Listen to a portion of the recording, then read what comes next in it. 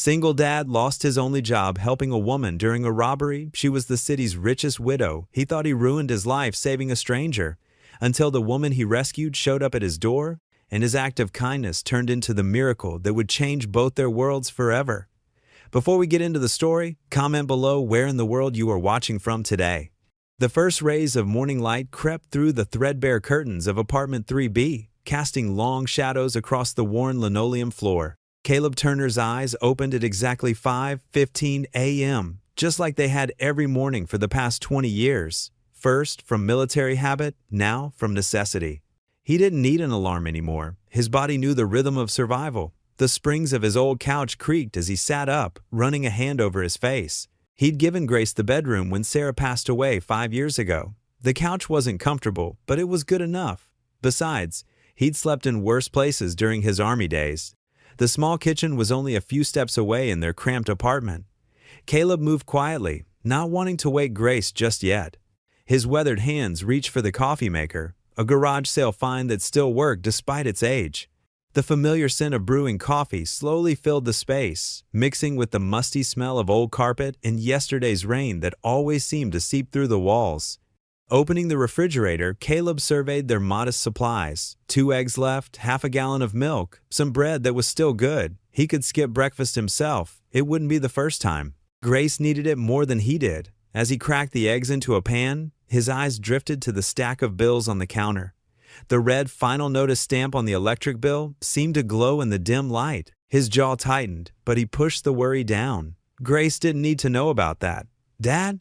Grace's voice came from the hallway, still thick with sleep. "You're making eggs?" Caleb turned, and his face softened at the sight of his daughter. Even with her hair mussed from sleep and wearing her mother's old Christmas sweater as pajamas, she looked so much like Sarah, it made his heart ache. "Morning, sunshine," he said, managing a warm smile. "Thought you might like something hot for breakfast. It's getting chilly out there." Grace shuffled to the kitchen table, rubbing her eyes. "You should have woken me earlier. I could have helped. You needed your sleep. Big test in history today, remember?" She nodded, then frowned slightly. "Did you eat already?" "Had some toast earlier." Caleb lied smoothly, sliding the eggs onto a plate. He added 2 pieces of toast and set it in front of her. "Eat up while it's hot." Grace looked at the plate, then back at her father. She was too perceptive sometimes, just like her mother had been.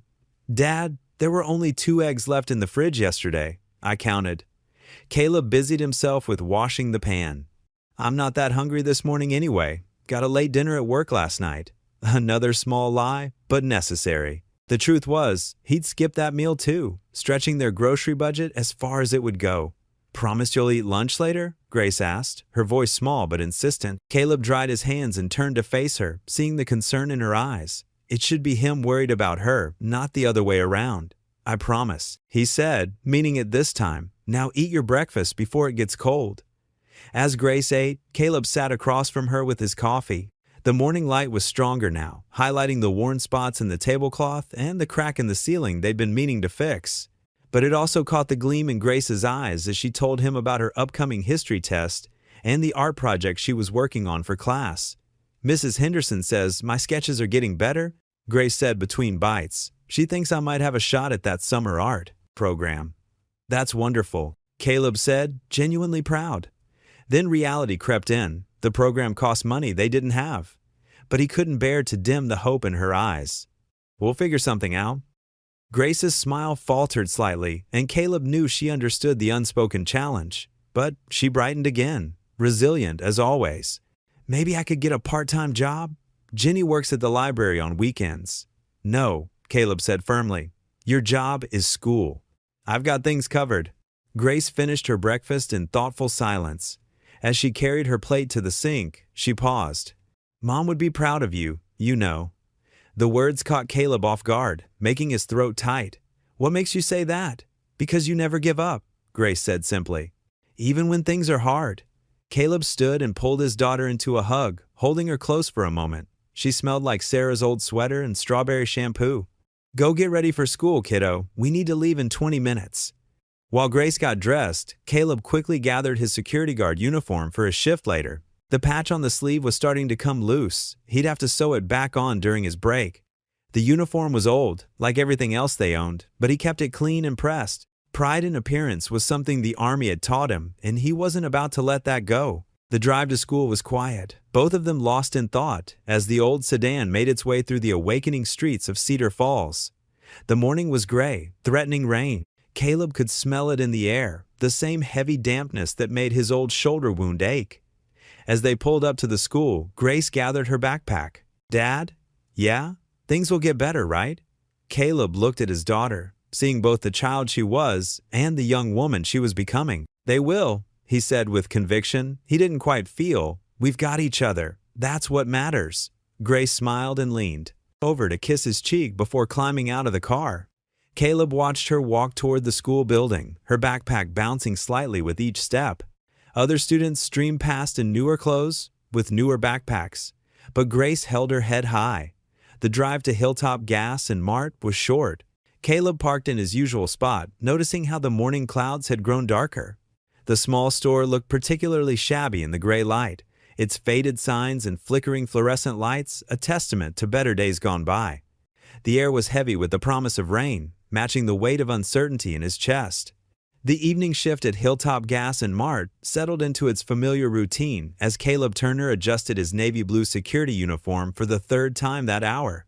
The polyester fabric had grown soft with countless washes, but he kept it pressed and clean a habit from his army days that he couldn't shake. The fluorescent lights hummed overhead with their constant electrical drone, casting harsh white shadows across the empty aisles lined with chips, sodas, and overpriced convenience items. At this hour, nearly 10:30 on a Tuesday night, the store was usually as quiet as a church, save for the occasional late-night customer stumbling in for coffee, cigarettes, or emergency baby formula. Mike Reynolds lounged behind the counter like a man without a care in the world, flipping through a dog-eared magazine with the kind of disinterest that suggested he'd rather be anywhere else.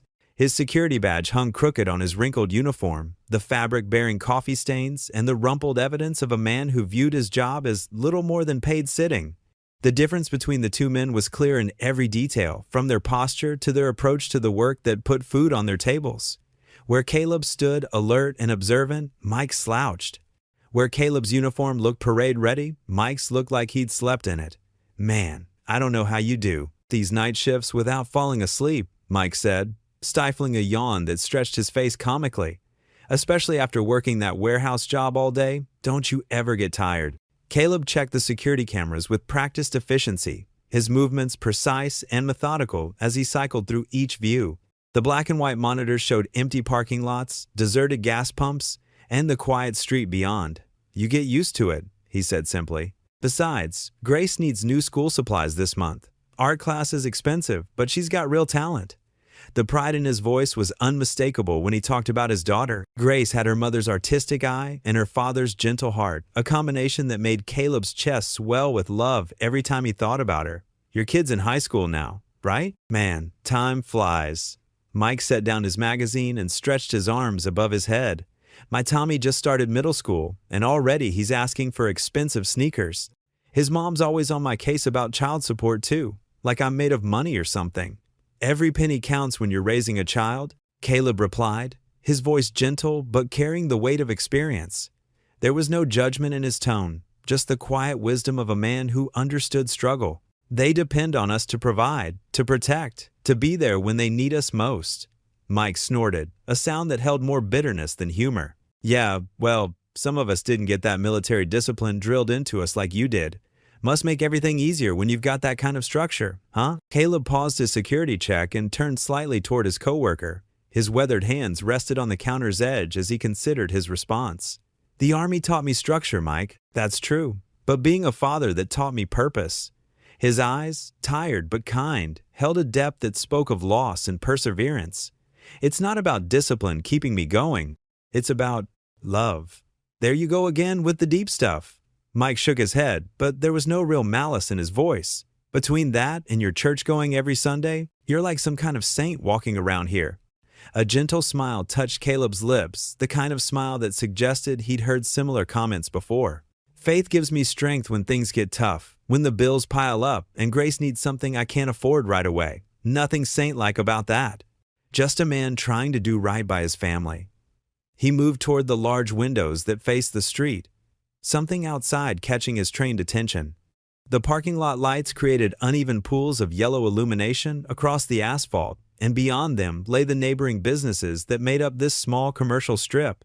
Speaking of things being tough, Caleb said, his voice taking on a more serious tone, notice anything unusual about Evergreen tonight? The grocery store next door, a family-owned market that had served the community for over 20 years, still had its lights blazing bright, well past its normal closing time of 10 p.m. The familiar closed sign hung in the front window, red letters visible even from their distance, but movement could clearly be seen through the glass. Shadows passed back and forth in a way that seemed hurried, almost frantic. Probably just Mrs. Chen doing inventory or something. Mike shrugged, already returning his attention to the magazine. The pages crackled as he turned them. You know how she is about keeping that place spotless, always cleaning, always organizing. But Caleb's instincts, those survival skills honed by years of military service in hostile territories, were beginning to spark to life. His eyes fixed on a black SUV sitting idle in the shadows between the two stores. Its engine running, but headlights dark. The vehicle seemed deliberately positioned to avoid the direct glare of the parking lot lights. Its windows were heavily tinted, making it impossible to see inside, and something about its placement felt intentional, calculated. That SUV's been sitting there for 20 minutes now, Caleb noted, his voice dropping to the low, controlled tone he'd used when briefing soldiers. No one's gotten in or out. Engines running, but no movement. Come on, Turner. Not everything's a tactical situation. Mike barely glanced up from an article about fishing lures. This isn't Afghanistan. It's just suburban Ohio. People wait in cars all the time. You're right. It's probably nothing. But even as he said the words, Caleb couldn't shake the feeling creeping up his spine like cold fingers. His body was responding to signals his conscious mind hadn't fully processed yet. The way the SUV sat at just the right angle to avoid security cameras, the unusual late-night activity at Evergreen, the combination of factors that individually meant little but together painted a troubling picture. He began his regular patrol route around the store's perimeter, his footsteps quiet and measured on the concrete. But every few seconds, his eyes would drift back to the grocery store, watching for any change in the pattern of movement inside. The night air carried the cool dampness of approaching rain, and somewhere in the distance, a dog barked once before falling silent. The parking lot lights created those familiar pools of yellow illumination against the darkness, but deep shadows lurked in the spaces between them, shadows where someone could hide, could watch, could wait. Mrs. Chen usually closes up sharp at 10 o'clock, Caleb muttered to himself, remembering the elderly store owner's military-precise routine. In all the months he'd worked this shift, he'd never seen her deviate from her schedule, never seen her stay late before, never. Returning inside, the automatic doors sliding shut behind him with their familiar whoosh, Caleb found Mike attempting to balance a yellow pencil on the tip of his nose. The sight was so absurd it almost made him smile despite his growing unease. Really earning that paycheck tonight, aren't you? He said, but there was fondness in his voice rather than criticism. Hey, nothing ever happens here anyway. Mike defended himself, catching the pencil as it tumbled. That's exactly why they hired us to stand around and look official. We're like scarecrows, but for shoplifters. We're here to protect people, Mike. Caleb's voice carried the weight of genuine belief. That's not just a job we clock in and out of. It's a responsibility we carry. There you go with the responsibility speech again. Mike rolled his eyes, but not unkindly. You know what your problem is, Turner? You care too much about everything and everyone. The world's not going to end if we take it easy once in a while. Caleb was about to respond, maybe to explain that caring wasn't a problem but a choice, that someone had to stand guard while others slept safely, when movement outside caught his eye again. Through the windows, he saw the SUV's door open just a crack, revealing nothing but darkness inside, then close again with deliberate care. The action was subtle, careful, and it made every nerve in his body come alive with warning. Mike, he said, his voice suddenly calm with the kind of authority that came from years of making life or death decisions. Call the police, right now. What? Why? Mike straightened up in his chair, the magazine sliding off the counter. Something in Caleb's tone had cut through his casual indifference like a blade. Just a precaution. Trust me on this. Caleb moved closer to the window, his body automatically shifting into a defensive posture. His muscles tensed beneath his uniform as training kicked in. Something's not right over there. Come on, man. If I call the cops over nothing again, they'll stop taking us seriously. Remember what happened last month with that false alarm? The sound that cut through the night stopped all conversation cold, a woman's scream, sharp and desperate, filled with genuine terror. It came from the direction of Evergreen Groceries, piercing the quiet like a knife through silk. The scream held the unmistakable note of someone in mortal danger. Without conscious thought, without hesitation, without considering the consequences, Caleb was moving. His body responded before his mind could process the full implications of what he was about to do. The automatic doors barely had time to register his approach as he burst through them, his feet pounding against the asphalt as he ran toward the source of that terrified cry, toward whatever danger awaited him in the fluorescent-lit grocery store next door. The glass door of Evergreen Groceries burst open with a violent crack as Caleb rushed inside. The fluorescent lights flickered overhead, casting unstable shadows across the chaos before him. Shelves had been knocked over, their contents scattered across the linoleum floor. The sharp scent of spilled cleaning supplies mixed with the metallic tang of fear in the air. A masked man in dark clothing had cornered a well-dressed woman against the checkout counter. His knife glinted menacingly in the unsteady light. Shards of broken glass from a shattered display case crunched under his boots as he advanced toward her. The woman's elegant gray suit was a stark contrast to the disorder around her, her perfectly manicured hands raised in surrender. "Please," she whispered, her voice trembling but dignified. "Take whatever you want." Caleb's military training kicked in instantly. He assessed the situation in seconds. One armed assailant, one civilian in immediate danger, no visible accomplices. The robber hadn't noticed him yet, too focused on his target. Moving with the quiet efficiency that had kept him alive in combat, Caleb approached from behind. The woman's eyes flickered to him for just a moment, but she quickly looked away to avoid giving him away. Smart, Caleb thought. "Empty your jewelry too," the masked man demanded, gesturing with the knife. "Everything valuable, now!" Caleb seized his moment. In one fluid motion, he wrapped his arm around the robber's throat, simultaneously grabbing the wrist of his knife hand. The assailant thrashed, but Caleb's grip was ironclad. Years of training and muscle memory took over as they struggled. The knife slashed wildly, catching Caleb's forearm. He felt the sting but maintained his hold. The woman scrambled away from the counter, knocking over her purse in her haste. Its contents spilled across the floor. Credit cards, makeup, and an ID card that skittered across the tiles. Caleb and the robber crashed into a display of canned goods, sending them rolling in all directions. The masked man was strong and desperate, but Caleb had faced worse odds. He twisted the assailant's arm behind his back, forcing him to drop the knife. It clattered to the ground as Caleb pinned him face down on the floor. "Stay down," Caleb commanded, his voice steady despite the burning in his arm. "The police are coming." The woman had backed against the far wall, her chest heaving with panicked breaths. Her perfectly styled silver hair was now disheveled, but her eyes were sharp and alert as she watched the scene unfold. "Are you all right, ma'am?" Caleb asked, maintaining pressure on the subdued robber. She nodded, trying to compose herself. "Yes, thanks to you. I can't believe you." Her voice trailed off as she noticed the blood seeping through his sleeve. "You're hurt." "It's just a scratch," Caleb assured her, though the cut stung fiercely. In the distance, police sirens grew louder. The woman moved to gather her scattered belongings, her hands still shaking.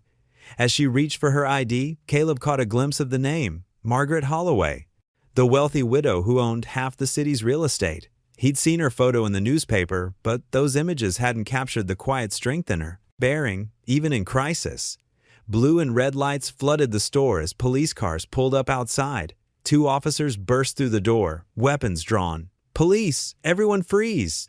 "He's secure," Caleb called out calmly. "The knife is by the counter, and the lady is unharmed." The officers quickly took control of the situation, handcuffing the robber while Caleb stepped back. His arm throbbed, blood staining his uniform sleeve. Margaret Holloway stood nearby, clutching her recovered purse like a lifeline as she gave her statement to a detective. "Sir, we need your statement as well." An officer approached Caleb. "And you should have that arm looked at." Caleb nodded, recounting the events with military precision while a paramedic cleaned and bandaged his wound. Through it all, he could feel Margaret Holloway's gaze on him, filled with a mixture of gratitude and something else, perhaps curiosity or concern. As the police finished processing the scene, Margaret approached him. "I don't know how to thank you." she said softly. What you did was incredibly brave. Anyone would have done the same, ma'am, Caleb replied, wincing slightly as he tested his bandaged arm. No, she shook her head. They wouldn't have. Please, let me— It's all right, Caleb interrupted gently. I'm just glad you're safe. I should head home now. My shift ended 20 minutes ago. He turned away before she could protest, limping slightly from where he'd hit the floor during the struggle. The night air felt cool against his face as he stepped outside, the adrenaline finally wearing off. His arm ached, and he knew Grace would worry when she saw the bandage, but he'd deal with that tomorrow. For now, all he wanted was to get home and rest. The police had his contact information if they needed anything else, and the security cameras would back up his statement. He'd done what needed to be done, nothing more, nothing less. As he walked to his car, the wail of a departing police siren pierced the night. Behind him, Margaret Holloway watched his departure, her expression thoughtful in the flashing lights. Morning sunlight filtered through the worn curtains of the Turner kitchen, casting warm patches across the scratched wooden table. The gentle sizzle of butter on the griddle filled the small space as Grace carefully poured pancake batter into perfect circles, her tongue poking out in concentration. "Dad, they're almost ready," she called out, her voice bright with determination. "And I didn't burn a single one this time." Caleb emerged from the bathroom, his arm freshly bandaged. The cut from last night wasn't deep, but it stung enough to remind him of everything that had happened. He couldn't help but smile at the sight of his daughter standing on her tiptoes to reach the cabinet where they kept the syrup. "Smells amazing, sweetheart," he said, easing himself into a kitchen chair. His muscles ached from the confrontation, making him feel twice his age. Grace placed a stack of golden brown pancakes in front of him, beaming with pride. "I used Mom's recipe," she said softly, touching the worn recipe card propped against the sugar bowl. "She always said pancakes could fix anything." Caleb's throat tightened as he looked at his daughter's handiwork. The pancakes were a little lopsided, but they were made with such love it didn't matter. "Your mom was right about a lot of things," he managed, picking up his fork. They ate in comfortable silence for a few minutes before Grace spoke again. "Everyone at school's probably going to be talking about what happened. Mike's son Bobby already texted me about it." Caleb paused mid-bite. "I didn't do anything special, Grace, just what needed to be done." "But you're a hero, Dad. You saved that lady's life." Grace's eyes shone with admiration. "I'm no hero," Caleb said quietly, reaching across to squeeze her hand. "Just trying to set a good example for my girl." The morning passed quickly as they cleaned up breakfast and Grace headed off to school. Caleb tried to get some sleep, but his phone kept buzzing with messages from coworkers. Around noon, it rang with a call from his manager, Jerry Wilson. "Turner, need you to come in early today. My office, 3 o'clock sharp." Caleb's stomach tightened at Jerry's clipped tone, but he kept his voice steady. "Yes, sir. I'll be there." The drive to work felt longer than usual. The convenience store's familiar red and white sign looked different in the harsh afternoon light. Caleb parked his old pickup truck in his usual spot, straightened his uniform, and walked inside. Jerry's office was a cramped space behind the store's stockroom, decorated with faded motivational posters and a dusty plastic plant. The manager sat behind his metal desk, hands folded over a manila folder. "Sit down, Turner," Jerry said, not meeting Caleb's eyes. Caleb lowered himself into the hard plastic chair, his back straight, hands resting on his knees, the same way he'd sat during military briefings years ago. "Corporate's been calling all morning." Jerry began shuffling papers. "That incident last night? It's all over social media. Local news picked it up too." "Sir, Jerry held up a hand. "Let me finish. You left your post. Engaged in a dangerous situation without authorization. Could have gotten yourself or others killed." "There was a woman in danger," Caleb said quietly. "I couldn't just stand by and watch." "That's not your job, Turner. Your job was to guard our store, our property." Jerry's voice grew harder. "Instead, you brought unwanted attention to this business, made us liable. What if you'd gotten hurt worse? What if the robber had sued?" Caleb felt his jaw tighten. "So I should have let her get hurt instead?" "Don't twist this around. This is about protocols, procedures, insurance liability." Jerry pulled a form from the folder. "I'm sorry, but effective immediately, your employment here is terminated." The words hung in the air, like smoke. Caleb sat very still, thinking of Grace, of bills, of promises made. "You'll receive your final paycheck next Friday." Jerry continued, pushing the form across the desk. Please clean out your locker and return your uniform by the end of the week. Caleb signed the paper without reading it. His hands didn't shake. They never did, but something cold settled in his chest. Jerry handed him a small cardboard box from beside the desk. For your things. The walk to his locker felt like miles. Caleb methodically emptied the metal compartment, a spare shirt, his lunch container, a photo of Grace at her last birthday, the small Bible his wife had given him before she passed. Each item went into the box with military precision. Outside, a light drizzle had started to fall, dotting the pavement with dark spots. Caleb stood for a moment under the store's awning, box in his arms, watching his reflection waver in a growing puddle. The image fractured and reformed with each falling drop, like pieces of a puzzle that no longer fit together. The evening shadows stretched across the kitchen as Caleb sat at the worn wooden table, surrounded by a scattered array of envelopes. Each bill seemed to carry more weight than the last. The electric bill peeked out from beneath the water bill, both stamped with bold red past due notices. His callous fingers traced the edges of each paper as he sorted them into piles. Urgent, very urgent, and desperately urgent. Grace sat at the other end of the table, her math textbook open and her pencil tapping rhythmically against her notebook. The sound echoed in the quiet apartment, mixing with the soft hum of their aging refrigerator. Every few minutes, she would glance up at her father, watching as his forehead creased with each new calculation. The kitchen clock ticked steadily on the wall, its methodical sound marking time as Caleb jotted down numbers on a notepad, crossing out and rewriting figures as he tried to make them add up differently. The bandage on his arm caught on the edge of an envelope, and he winced slightly, drawing Grace's attention. "Dad?" she asked, setting down her pencil. "Are you okay?" Caleb looked up, quickly smoothing his expression into a reassuring smile. "Just working on our monthly budget, sweetheart. Nothing to worry about." Grace closed her textbook and pushed it aside. "I heard you on the phone earlier, about losing your job." Her voice was steady, mature beyond her years. "We'll figure it out, Dad. We always do." The simple faith in her words made Caleb's throat tighten. She sounded so much like her mother in that moment. The same quiet strength, the same unwavering belief that everything would work out. "That's right, we will," he agreed, gathering the bills into a neat stack. "I've already got some leads for new security positions. First thing tomorrow morning, I'll start making calls."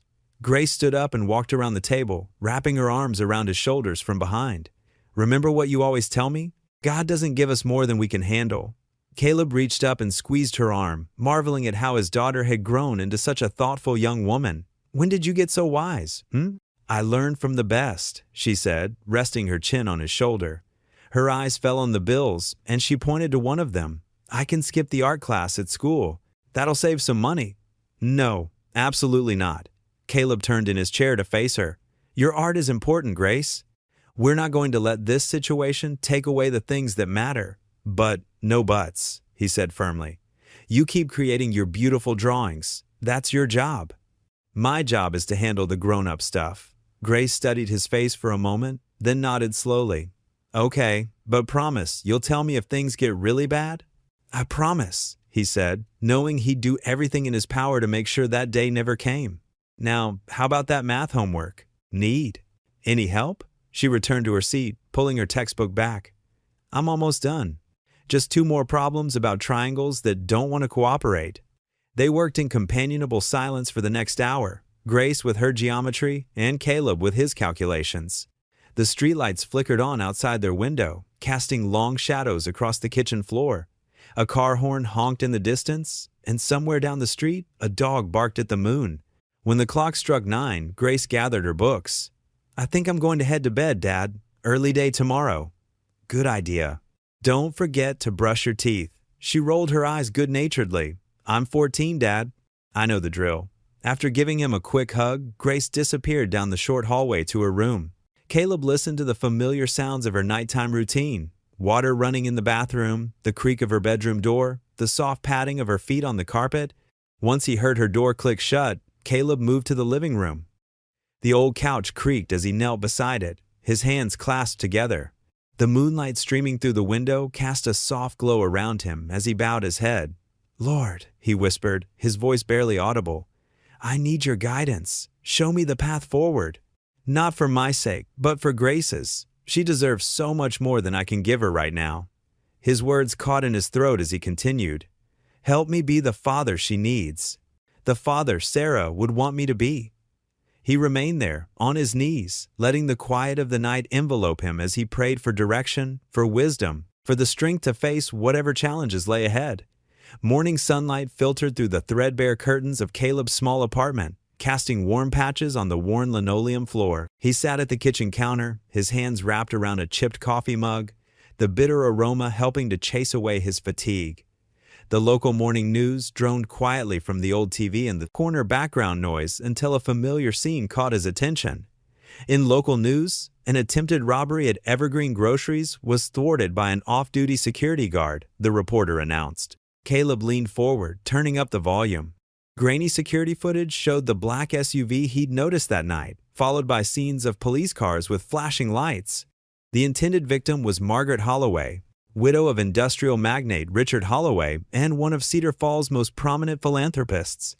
The screen switched to an archive photo of an elegant woman in her early 60s, silver hair swept into a sophisticated updo, accepting an award at some charity gala. Caleb's coffee mug froze halfway to his lips. The woman from the store, the one he'd protected, was Margaret Holloway? He'd heard of her, of course. Everyone in Cedar Falls knew the Holloway name. The family's company employed half the town, and their charitable foundation had built the local children's hospital. Mrs. Holloway was unharmed in the incident, the reporter continued. Police have apprehended one suspect and are searching for a second who fled the scene. The security guard, whose name has not been released, sustained minor injuries. Grace emerged from her bedroom, backpack slung over one shoulder. "Dad, are you okay? You look like you've seen a ghost." "I'm fine, sweetheart," he managed, still staring at the TV. "Just surprised." "That woman I helped at the store? Turns out she's Margaret Holloway." Grace's eyes widened. "The Margaret Holloway? The one who donated the new computer lab to my school?" "The very same." Caleb shook his head, still processing the revelation. He'd risked his life to save one of the wealthiest people in the state, and he hadn't even known it. Not that it would have made any difference. He'd have done the same for anyone in danger. "That's amazing," Grace exclaimed, grabbing an apple from the fruit bowl. "Maybe she'll—" A sharp knock at the door interrupted her. Caleb exchanged glances with Grace before crossing to answer it. Through the peephole, he saw a man in a crisp black uniform standing in the hallway. When he opened the door, the man offered a polite bow. "Mr. Turner? I'm James, Mrs. Holloway's chauffeur. She asked me to deliver this to you personally." He extended a cream-colored envelope, heavy paper embossed with a subtle H monogram. Caleb accepted it with uncertainty. "Thank you." "The car will wait, sir, should you wish to respond," James added, gesturing to a sleek black town car parked outside their building, easily the most expensive vehicle that had ever graced their modest apartment complex. Back inside, Grace bounced on her toes. "Open it, Dad." With careful fingers, Caleb broke the seal. Inside was a handwritten note on matching cream stationery. "Dear Mr. Turner, I hope this letter finds you well. I deeply regret that our first meeting occurred under such distressing circumstances, and I haven't properly expressed my gratitude for your brave intervention that night. I would be honored if you would join me for tea this afternoon at 2 o'clock at Holloway Estate. My driver James will be happy to provide transportation. With sincere appreciation, Margaret Holloway." Grace read over his shoulder, her excitement practically radiating. "Dad, you have to go." Caleb ran a hand through his hair, uncertainty gnawing at him. The Holloway estate sat high on Cedar Hills, its manicured grounds visible from half the town. What business did he have in a place like that? "I don't know, Grace. I'm supposed to be job hunting today. Dad." Grace fixed him with the stern look she'd inherited from her mother. "You got fired for doing the right thing. Maybe this is God's way of opening a new door for us." Caleb studied his daughter's face, so young, yet sometimes so wise. She had their mother's faith, that unshakable belief that everything happened for a reason. Looking down at the elegant invitation in his work-worn hands, he felt a flutter of something, hope, maybe? He stepped back to the door where James waited patiently. "Please tell Mrs. Holloway I would be honored to accept her invitation." "Very good, sir. I'll return at 1:30 to collect you." As Caleb closed the door, Grace threw her arms around him in a quick hug. "Maybe it's a blessing in disguise, Dad." Looking at his daughter's bright smile, Caleb felt the weight on his shoulders lighten just a bit. Maybe she was right. Maybe this was the answer to last night's prayers, coming in a most unexpected form. The iron gates of the Holloway estate parted silently as Caleb's old pickup truck rumbled up the winding driveway. Pristine gardens stretched in every direction, dotted with marble fountains and carefully trimmed topiaries. The afternoon sun caught the spray of water, creating tiny rainbows that danced in the air. Caleb parked beside a row of luxury cars that made his truck look even more out of place. He smoothed down his best button-down shirt, the one Grace had ironed that morning, and checked his reflection in the side mirror. A small cut above his eyebrow from the robbery reminded him why he was here. The mansion loomed before him, its limestone facade gleaming. Caleb climbed the wide steps, each footfall echoing against the marble. Before he could reach for the brass knocker, the heavy door swung open. A butler in an impeccable suit greeted him with a slight bow. "Mr. Turner, welcome. Mrs. Holloway is expecting you in the conservatory. Please, follow me." They walked through high-ceilinged corridors lined with oil paintings and antiques that probably cost more than his yearly salary. Caleb's work boots felt heavy on the plush carpets. The butler led him to a sun-filled room where glass walls showcased the gardens. Tropical plants created a peaceful sanctuary, and comfortable wicker furniture invited relaxation. Margaret Holloway stood as he entered. She was tall and graceful, dressed simply but elegantly in a pale blue dress. Her silver hair was swept back in a neat chignon, and her eyes, kind but carrying a hint of sadness, studied him carefully. "Mr. Turner," she said warmly, extending her hand. "Please, join me for tea." "Mrs. Holloway," Caleb replied, shaking her hand gently. "Thank you for having me. James, the tea service, please," Margaret instructed the butler, who nodded and disappeared silently. They sat across from each other, sunlight streaming through the glass ceiling. Margaret's posture was perfect, but there was something approachable about her presence that put Caleb slightly more at ease. "First," she began, "I want to thank you properly for what you did at the store. You saved my life, Mr. Turner." Caleb shifted in his seat. "Anyone would have done the same, ma'am." "No," she said firmly. "They wouldn't have. I saw several people run away that night. But you ran toward danger to help a stranger." James returned with a silver tea service, setting it on the table between them. The familiar ritual of pouring tea filled the momentary silence. "I understand you lost your job because of what happened," Margaret continued, adding a sugar cube to her cup. "Yes, ma'am, but I don't regret what I did." Margaret's eyes softened. "Of course you don't. That's precisely why I asked you here today."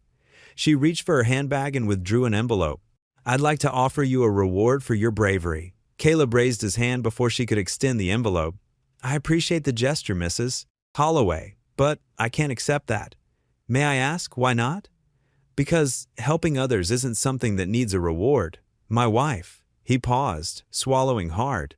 "My late wife always said that doing the right thing is its own reward." Margaret set the envelope down, her expression changing. "You lost your wife?" "5 years ago, cancer." Caleb's voice was quiet but steady. "Left me and my daughter Grace to figure things out on our own." Margaret nodded slowly, understanding in her eyes. "Richard, my husband passed away 10 years ago. Heart attack, no warning." She traced the rim of her teacup with one finger. "Some days it feels like yesterday." "The hard days never really go away, do they?" "No," Margaret agreed softly. "They just become different." They sat in comfortable silence for a moment, two people who understood the weight of absence. Outside, birds sang in the garden, and a gentle breeze rustled through the conservatory plants. "Tell me about your daughter," Margaret said at last. Caleb's face brightened.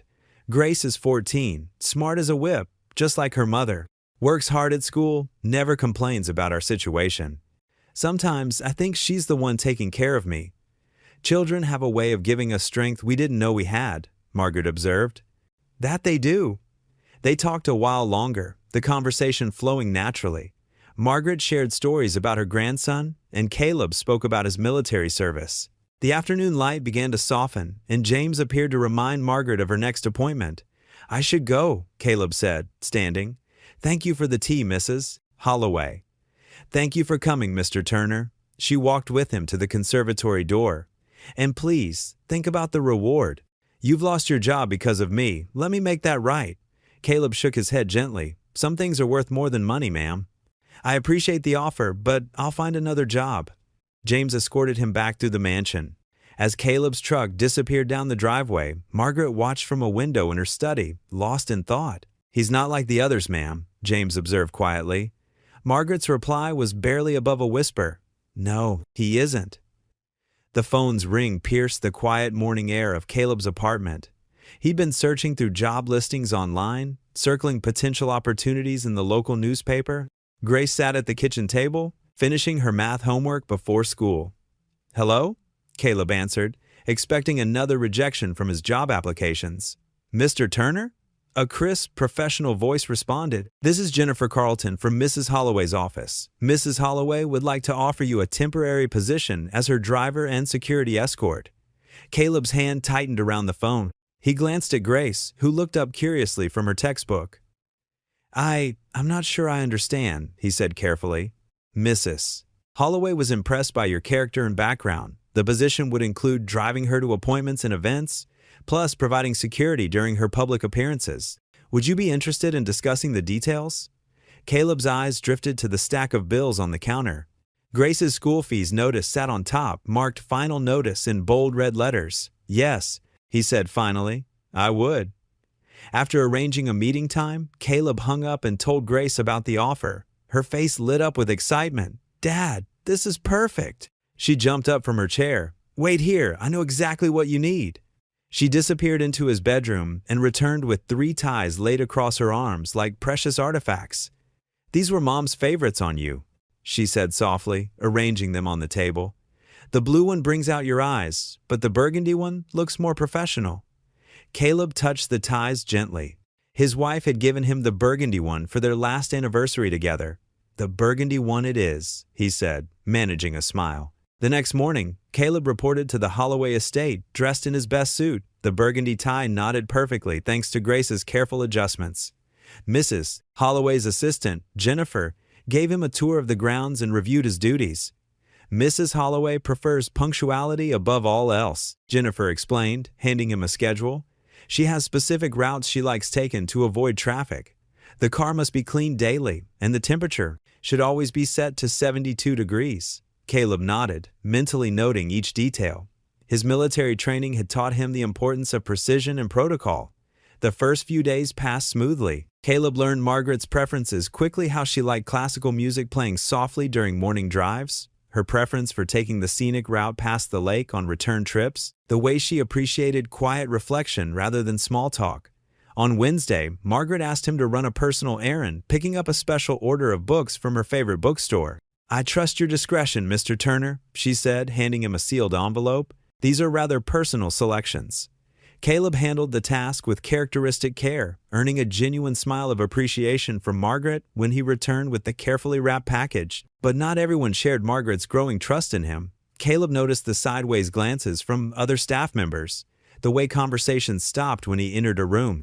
One morning, he overheard 2 gardeners talking near the garage. "Betty's just waiting for the right moment to ask for money," one said. "They all do eventually." "Did you see how fast he got close to her? Suspicious if you ask me," the other replied. Caleb kept his head high and focused on his work, remembering what he taught Grace about dignity in the face of judgment. By Friday afternoon, Caleb had settled into a routine. He was washing the car while waiting for Margaret's last appointment to end when Grace called, her voice shaking. "Dad, have you seen the newspaper?"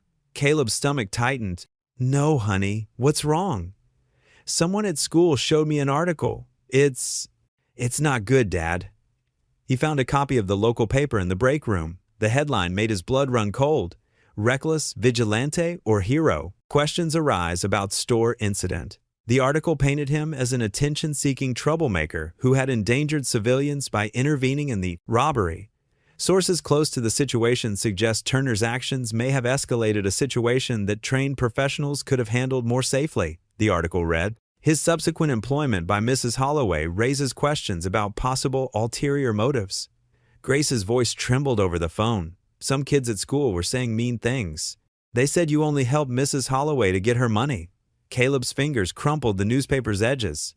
Everything he'd taught Grace about doing the right thing, about standing tall in the face of adversity, it all felt hollow in that moment.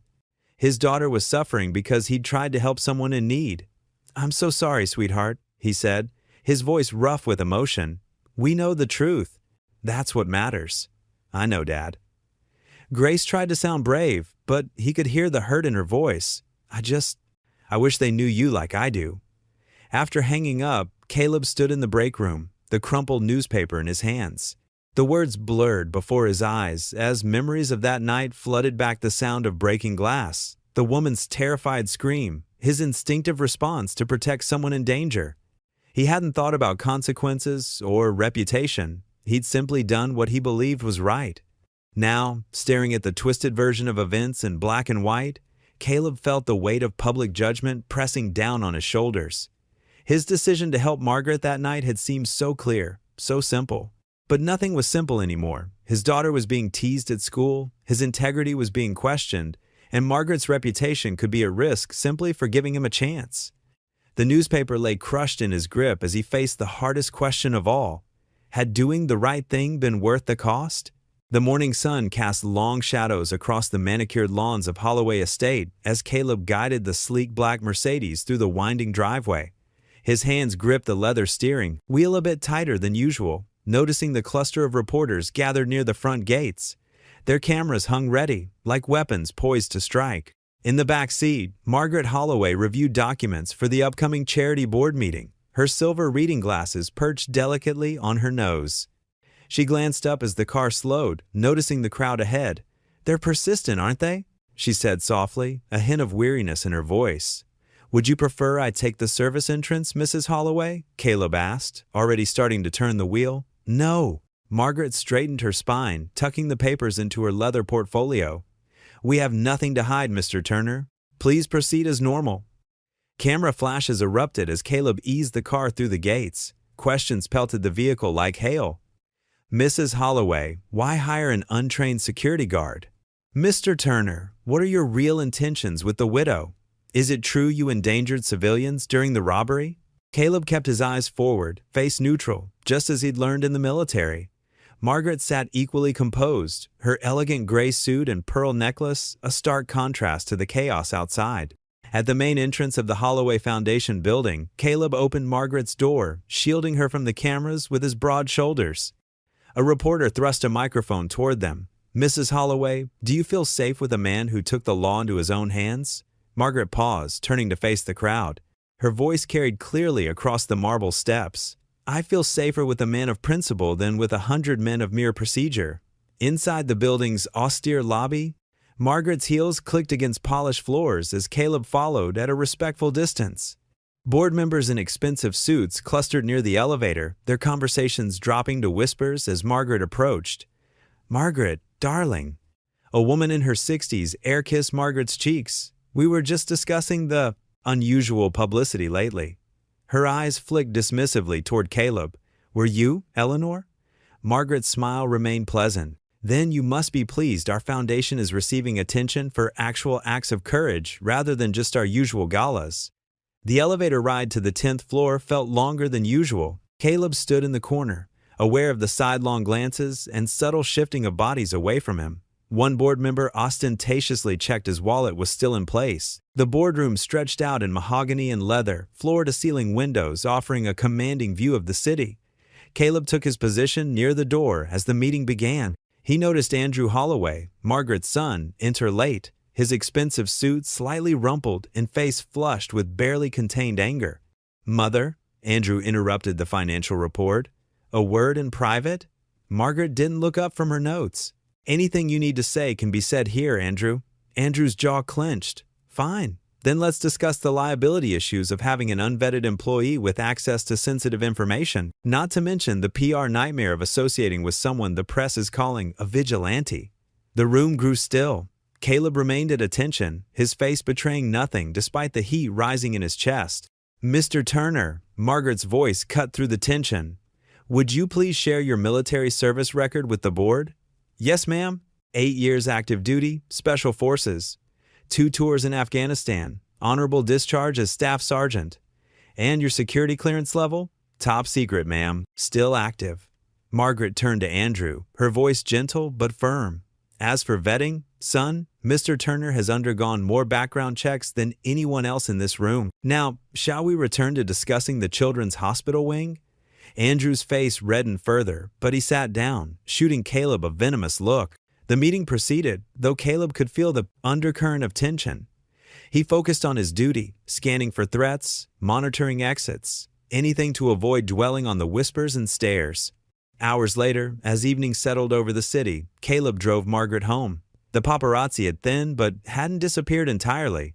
Inside the estate's library, Margaret poured 2 cups of tea, something she'd begun doing despite Caleb's initial protests about maintaining professional boundaries. "You handled yourself well today?" she said, passing him a delicate china cup. "I've faced worse than boardroom politics, ma'am." Margaret smiled, settling into her favorite armchair. "Sometimes integrity needs a voice, Mr. Turner. Without someone willing to speak for it, principle becomes merely an idea rather than a living force." Caleb stared into his tea, thinking of Grace, of bills piling up, of whispers that could destroy his chances of future employment. "And sometimes," he replied quietly, "that voice costs everything." Margaret studied him thoughtfully, the lamplight catching the silver in her hair. Saturday morning sunlight filtered through the worn curtains of the Turner apartment, catching dust motes that danced in the air. Grace sat cross-legged on their faded blue couch, sketching in her notebook while soft gospel music played from a small radio in the kitchen. The apartment was modest but immaculately clean, with family photos covering one wall and a well-loved Bible on the coffee table. A gentle knock at the door made Grace look up from her drawing. She carefully set aside her sketchbook and straightened her simple cotton dress before answering. When she opened the door, her eyes widened in surprise. Margaret Holloway stood there, elegant even in casual weekend attire, a pale blue sweater and tailored pants. In her hands, she held a leather-bound book. "Hello," she said warmly. "You must be Grace. I'm Margaret Holloway." Grace's face brightened with recognition. "Oh, yes, ma'am. Dad's told me about you. Please come in." She stepped aside, gesturing with natural grace that belied her 14 years. Margaret entered, taking in the small but tidy living room. "Your father left this book in my car yesterday," she explained, holding up the volume. "I thought I'd return it personally." "Dad's at the store getting groceries," Grace said, "but he should be back soon. Would you like some tea while you wait?" "I just made a fresh pot." Margaret's eyes softened at the girl's politeness. "That would be lovely, thank you." Grace moved to the kitchen with quiet efficiency, returning moments later with 2 mismatched teacups on their best serving tray, a yard sale find her father had restored. "We only have chamomile. I hope that's okay." "Chamomile is perfect." Margaret settled onto the couch, noticing Grace's open sketchbook. "Do you draw?" Grace nodded, carefully pouring the tea. "Yes, ma'am. Mom taught me before she passed. Dad says I got her artistic talent." Margaret picked up the teacup, noting the chip on its rim that had been carefully smoothed down. "May I see some of your work?" Grace hesitated only briefly before picking up her sketchbook. She flipped through several pages of detailed drawings, landscapes, animals, and portraits. "These are just practice pieces," she said modestly. "They're beautiful," Margaret said, genuine admiration in her voice. She paused at a sketch of a man reading, clearly Caleb, captured in quiet moments of contemplation. The detail was remarkable, down to the worry lines around his eyes. "Dad works so hard," Grace said quietly, following Margaret's gaze. "He thinks I don't notice when he skips meals so I can have enough. Or when he stays up late counting pennies for bills." She straightened her shoulders. "But I'm going to help as soon as I can. I'm learning to design websites from YouTube videos. Maybe I can earn some money that way." Margaret felt her throat tighten. Here was this child, carrying adult concerns with such dignity. "Your father is very proud of you," she said softly. Grace nodded, then suddenly brightened. "Would you like to see my favorite drawing?" "I'd love to." Grace flipped to a fresh page and began sketching quickly, her pencil moving with surprising confidence. Margaret watched, sipping her tea as shapes emerged, a heart surrounded by delicate angel wings. "Mom used to say that angels watch over us," Grace explained as she worked. "When things get hard, I draw these to remember she's still watching too." She carefully tore the page from her sketchbook and held it out to Margaret. "I want you to have this one." Margaret took the drawing with trembling hands. The simple image carried such weight of meaning. Love, loss, hope, and resilience, all captured in a few pencil strokes.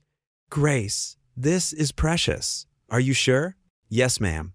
Grace smiled, her eyes wise beyond her years. Dad says you've had hard times too, even though you have money. Sometimes people forget that everybody hurts, no matter who they are. Margaret stared at the drawing, emotion welling in her chest. This child, who had every reason to be bitter about life's unfairness, instead offered comfort to others. She saw now why Caleb remained so strong despite their struggles. He had this bright spirit to come home to. Mrs. Holloway? Grace's voice was hesitant. Will you help my dad? Not with money, she added quickly. He wouldn't want that, but maybe. Just let him know it's okay to accept help sometimes. He tries to carry everything alone. Margaret reached out and squeezed Grace's hand. I promise, she whispered. The sound of keys in the door made them both look up. Before Caleb could enter, Margaret stood, clutching the drawing to her chest. I should go, she said softly. Thank you for the tea, Grace, and for this. She touched the drawing gently. Tears threatened to spill as she walked to the door, passing Caleb, who stood surprised in the entrance with his grocery bags. The drawing, pressed against her heart, felt like a talisman of hope, a reminder that even in life's darkest moments, grace could be found in unexpected places. Monday dawned crisp and clear, with autumn leaves dancing across the Holloway Estate's circular driveway, like golden confetti scattered by an invisible hand. The morning air carried the sharp scent of fallen leaves and the promise of winter's approach. Caleb stood by the black town car, his uniform pressed to perfection and shoes shined to military precision that would have made his old drill sergeant proud. He'd arrived 30 minutes early, as always, methodically checking the vehicle's fluid levels, tire pressure, and GPS route one final time. The habits of a soldier never truly left him. Preparation meant survival, whether in combat or civilian life. Margaret emerged from the mansion's grand doors like royalty from a palace, wearing a navy blue blazer that complemented her silver hair and a strand of pearls that caught the morning light like dewdrops. Her silver hair was swept back in an elegant chignon, and she carried herself with the practiced grace of someone who had attended countless formal events. Yet Caleb noticed something different these days. Her steps were lighter, less burdened, as if some invisible weight had been lifted from her shoulders. "Good morning, Caleb," she said warmly, her voice carrying genuine affection rather than mere politeness. "Ready for our visit to the Veterans Center?" "Yes, ma'am." He opened the car door for her with the same careful attention he'd given to everything since entering her service. Traffic should be light this time of day. I've mapped out 2 alternate routes, just in case. As they glided through the city streets in the quiet luxury of the town car, Margaret sorted through papers in her supple leather portfolio, occasionally making notes in the margins with a gold pen. The documents were covered with statistics and budget projections, but her expression remained focused and determined. "The new program will help veterans transition back to civilian life," she explained, looking up from her paperwork. "Job training, counseling, family support services, everything I wish Richard had access to when he came home from his deployment overseas all those years ago." Caleb nodded slowly, his hand steady on the steering wheel as memories of his own difficult transition flickered through his mind like old photographs. The sleepless nights, the hypervigilance that made grocery shopping feel like a patrol mission, the way civilian problems seemed both trivial and overwhelming at once. "It makes a real difference, having someone understand what you've been through," he said quietly. "Someone who knows that coming home isn't always the end of the battle." The Veterans Support Center occupied a sturdy old brick building in the heart of downtown, its weathered facade speaking of decades of faithful service to those who had served their country. The building's bones were solid, built in an era when things were made to last, but fresh coats of forest green paint on the window trim and a new sign out front hinted at renewal and hope. American flags flanked the entrance, snapping smartly in the autumn breeze. As Caleb helped Margaret from the car, adjusting his jacket with military precision, a small group of staff members waited at the entrance. Their faces were a mixture of excitement and nervous anticipation. It wasn't every day that someone of Margaret Holloway's stature visited their modest facility. Inside, the center buzzed with quiet activity. The director, Tom Wheeler, a graying man with kind eyes and the bearing of someone who understood his mission, led them through hallways that echoed with the sounds of second chances being built. Voices drifted from various rooms, animated discussions from support groups where men and women shared their struggles and victories, the focused concentration of job training classes, where new skills were being learned, and the softer tones of counseling sessions where healing happened one conversation at a time. Margaret listened with the intensity of someone genuinely invested in understanding, asking thoughtful questions about funding gaps, success rates, and the specific challenges that kept her hosts awake at night. She took notes constantly, her pen moving across her leather-bound notebook as she captured not just facts and figures, but the human stories behind them. In the center's main meeting room, a space that had clearly seen better days but radiated warmth despite its worn carpeting and mismatched chairs, about 30 people had gathered. Veterans from different eras sat alongside family members whose faces showed the strain of supporting loved ones through invisible wounds. Staff members stood along the walls, their expressions hopeful. Margaret approached the small podium with the confidence of someone accustomed to addressing crowds. Yet there was something more personal in her demeanor today. Her voice was clear and steady as she announced the details of the new program and its generous funding, but she spoke as if addressing friends rather than delivering a formal presentation. "And now," she said, turning toward Caleb with a smile that held just a hint of mischief, "I'd like to invite someone special to speak. Someone who understands firsthand what many of you are experiencing." Her eyes found his across the room. "Caleb?" The surprise hit him like a physical blow. He hadn't expected this, hadn't prepared for it. For a moment, he hesitated, feeling the weight of all those expectant eyes upon him.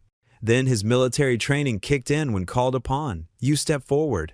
He walked to the podium with measured steps, his bearing automatically shifting into the confident posture that had once commanded respect from younger soldiers under his charge.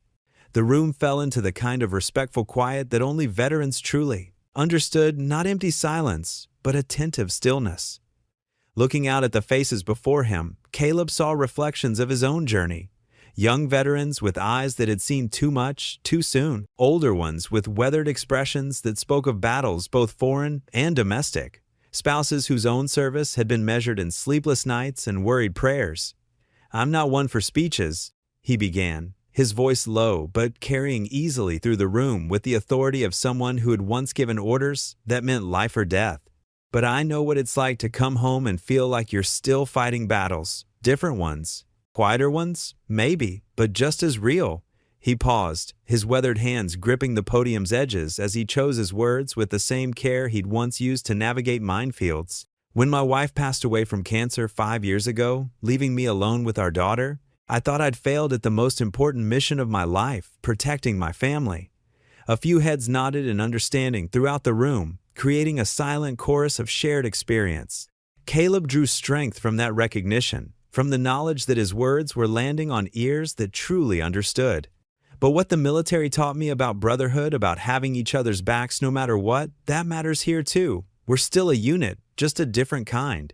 Civilian casualties instead of combat losses. But we still don't leave anyone behind."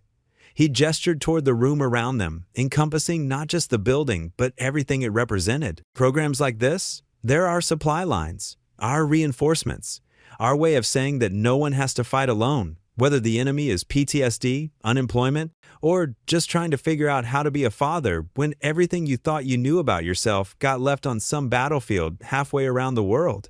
When he finished, the silence held for a long moment, not uncomfortable, but reverent. Then applause filled the room, warm and genuine, led by Margaret, whose eyes shone with pride and something deeper.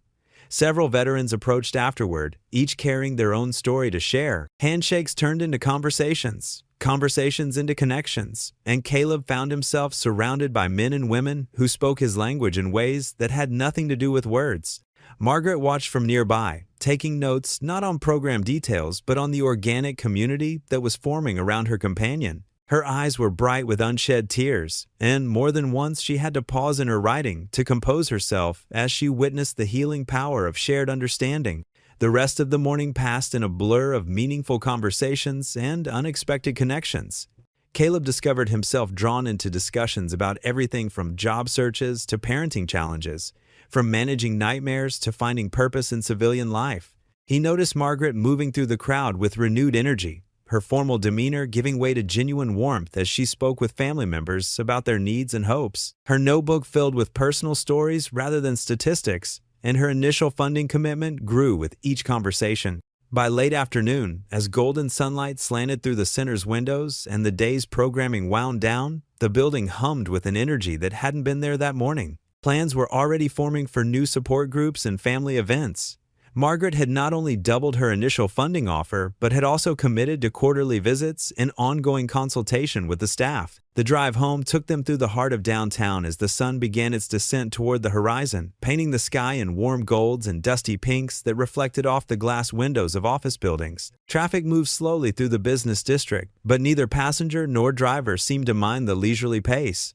The day's events had created a comfortable silence between them, not the absence of conversation, but the presence of understanding. "You surprised me today," Margaret said finally, her voice soft with something that might have been wonder. "The way you spoke to them, so honest, so understanding. You didn't just talk about service. You made them feel that their struggles mattered." She looked out the window at the passing cityscape, lost in thought for a moment as memories of another man in uniform flickered across her mind. "You remind me of the man my husband used to be, before the business consumed him. Before he forgot that the greatest victories aren't measured in dollars, but in lives touched." The autumn chill had settled over Cedar Falls, but the heat of gossip burned through the city's elite social circles. At the Meadowbrook Country Club, where Margaret occasionally attended board meetings, hushed conversations died when she entered rooms. Sideways glances and barely concealed smirks followed her movements. "Did you see the way he looks at her?" One society matron whispered behind her crystal glass of Chardonnay. "A widow her age, and that driver of hers." Another replied, shaking her head with mock concern. Margaret held her head high, ignoring the whispers. She'd weathered worse storms in her years as Richard's wife and then his widow, but this time felt different. The rumors threatened not just her reputation, but Caleb's integrity. The breaking point came on a Wednesday morning. Margaret sat in her study, reviewing charitable foundation documents when her housekeeper, Mrs. Chen, hurried in with the morning's tabloid. "Ma'am, you need to see this," she said, her usually calm demeanor shaken. The front page showed a grainy but clear photo of Margaret and Caleb at last week's Veterans Benefit. In reality, he had been helping her up the stairs after she'd twisted her ankle. But the photo, taken from a particular angle, made it appear far more intimate. The headline screamed, "Widow's Secret Romance with Hired Help." Margaret's hands trembled as she read the article. It cited an anonymous source close to the family, claiming she and Caleb had been carrying on a clandestine relationship for months. The source was quoted saying, "She's changed since he arrived. The way they look at each other, it's inappropriate." She knew immediately who was behind it. James Whitman, her late husband's former business rival, had been trying to undermine the Holloway Foundation's influence for years. This was a new low, even for him. Before she could collect her thoughts, the study door burst open. Andrew stormed in, his face flushed with anger, clutching the same tabloid. "What is this?" he demanded, slapping the paper onto her desk. "Do you have any idea what this does to our family's reputation? To Father's legacy?" Margaret stood slowly, her voice steady despite her racing heart. "Andrew, you know better than to believe tabloid nonsense."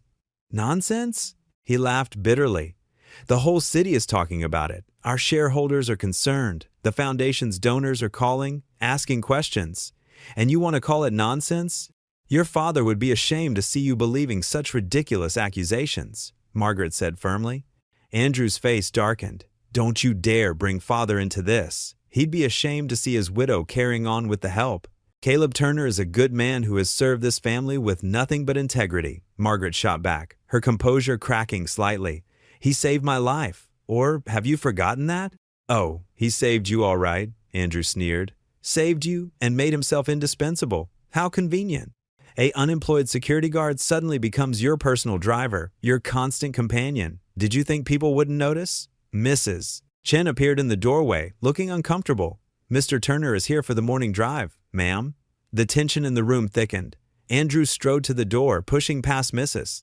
Chen. "I'll deal with this myself." "Andrew, don't you dare," Margaret called after him, but he was already halfway down the hall.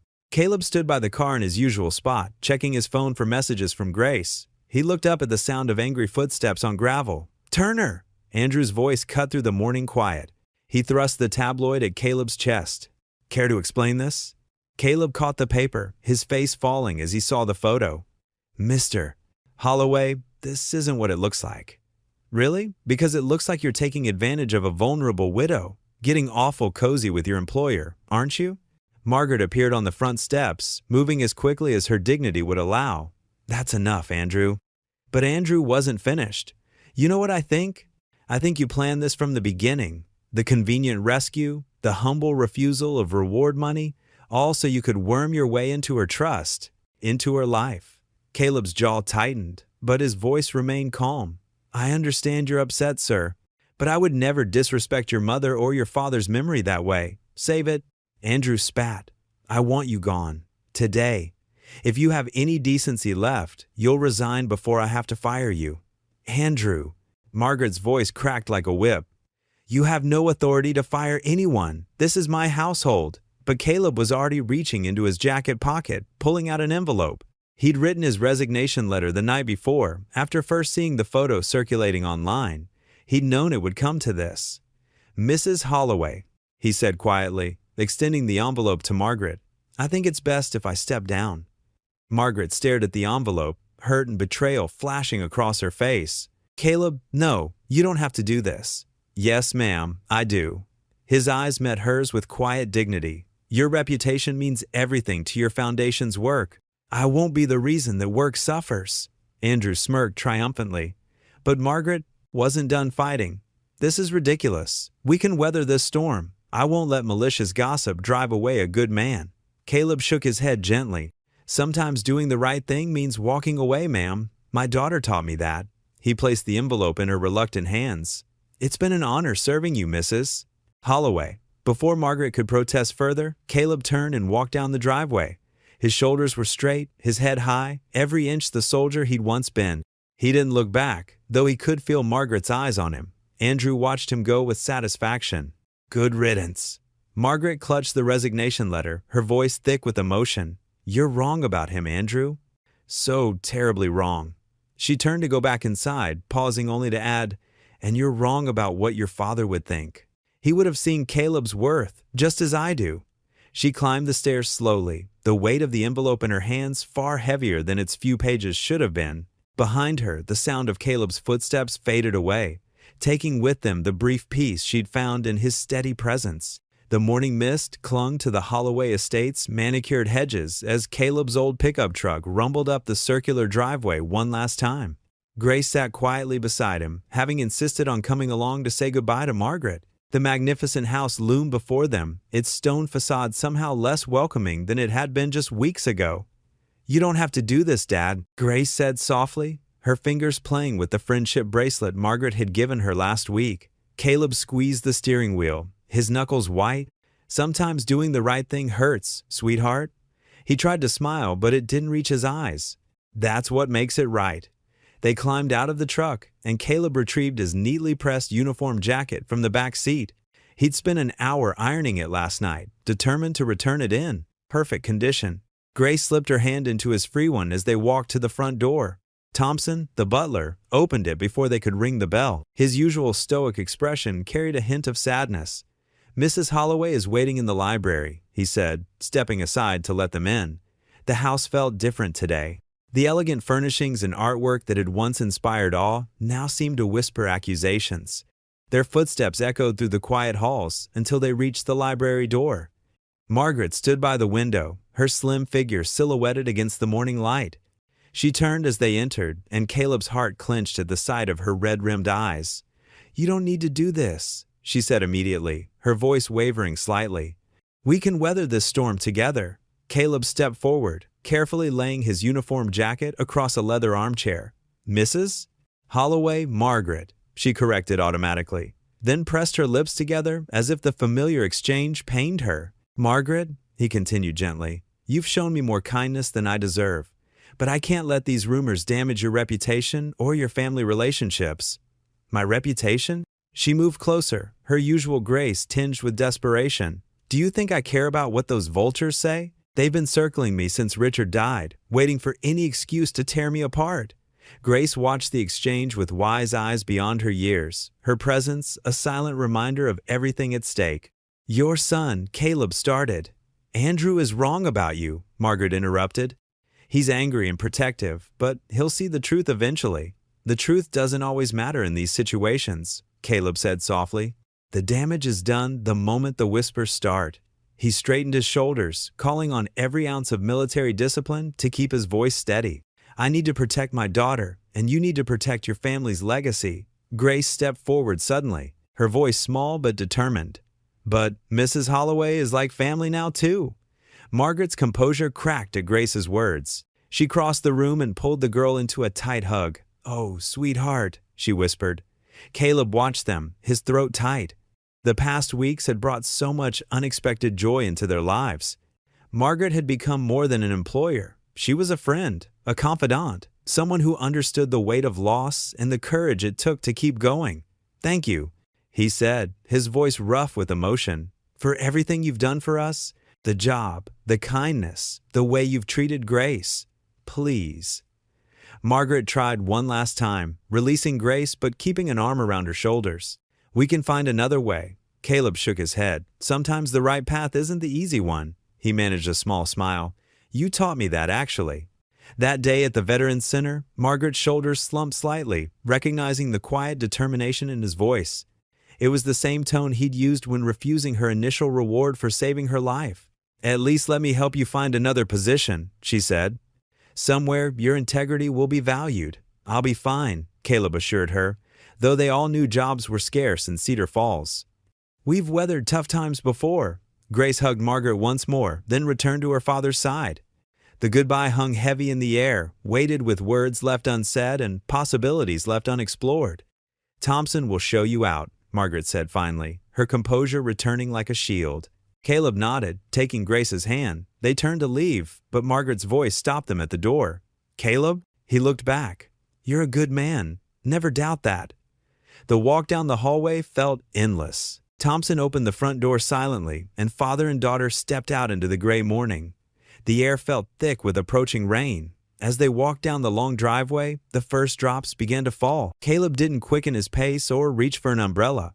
Each step away from the house felt like another weight added to his shoulders. Up in the library, Margaret stood at the window, one trembling hand pressed against the glass as she watched them go.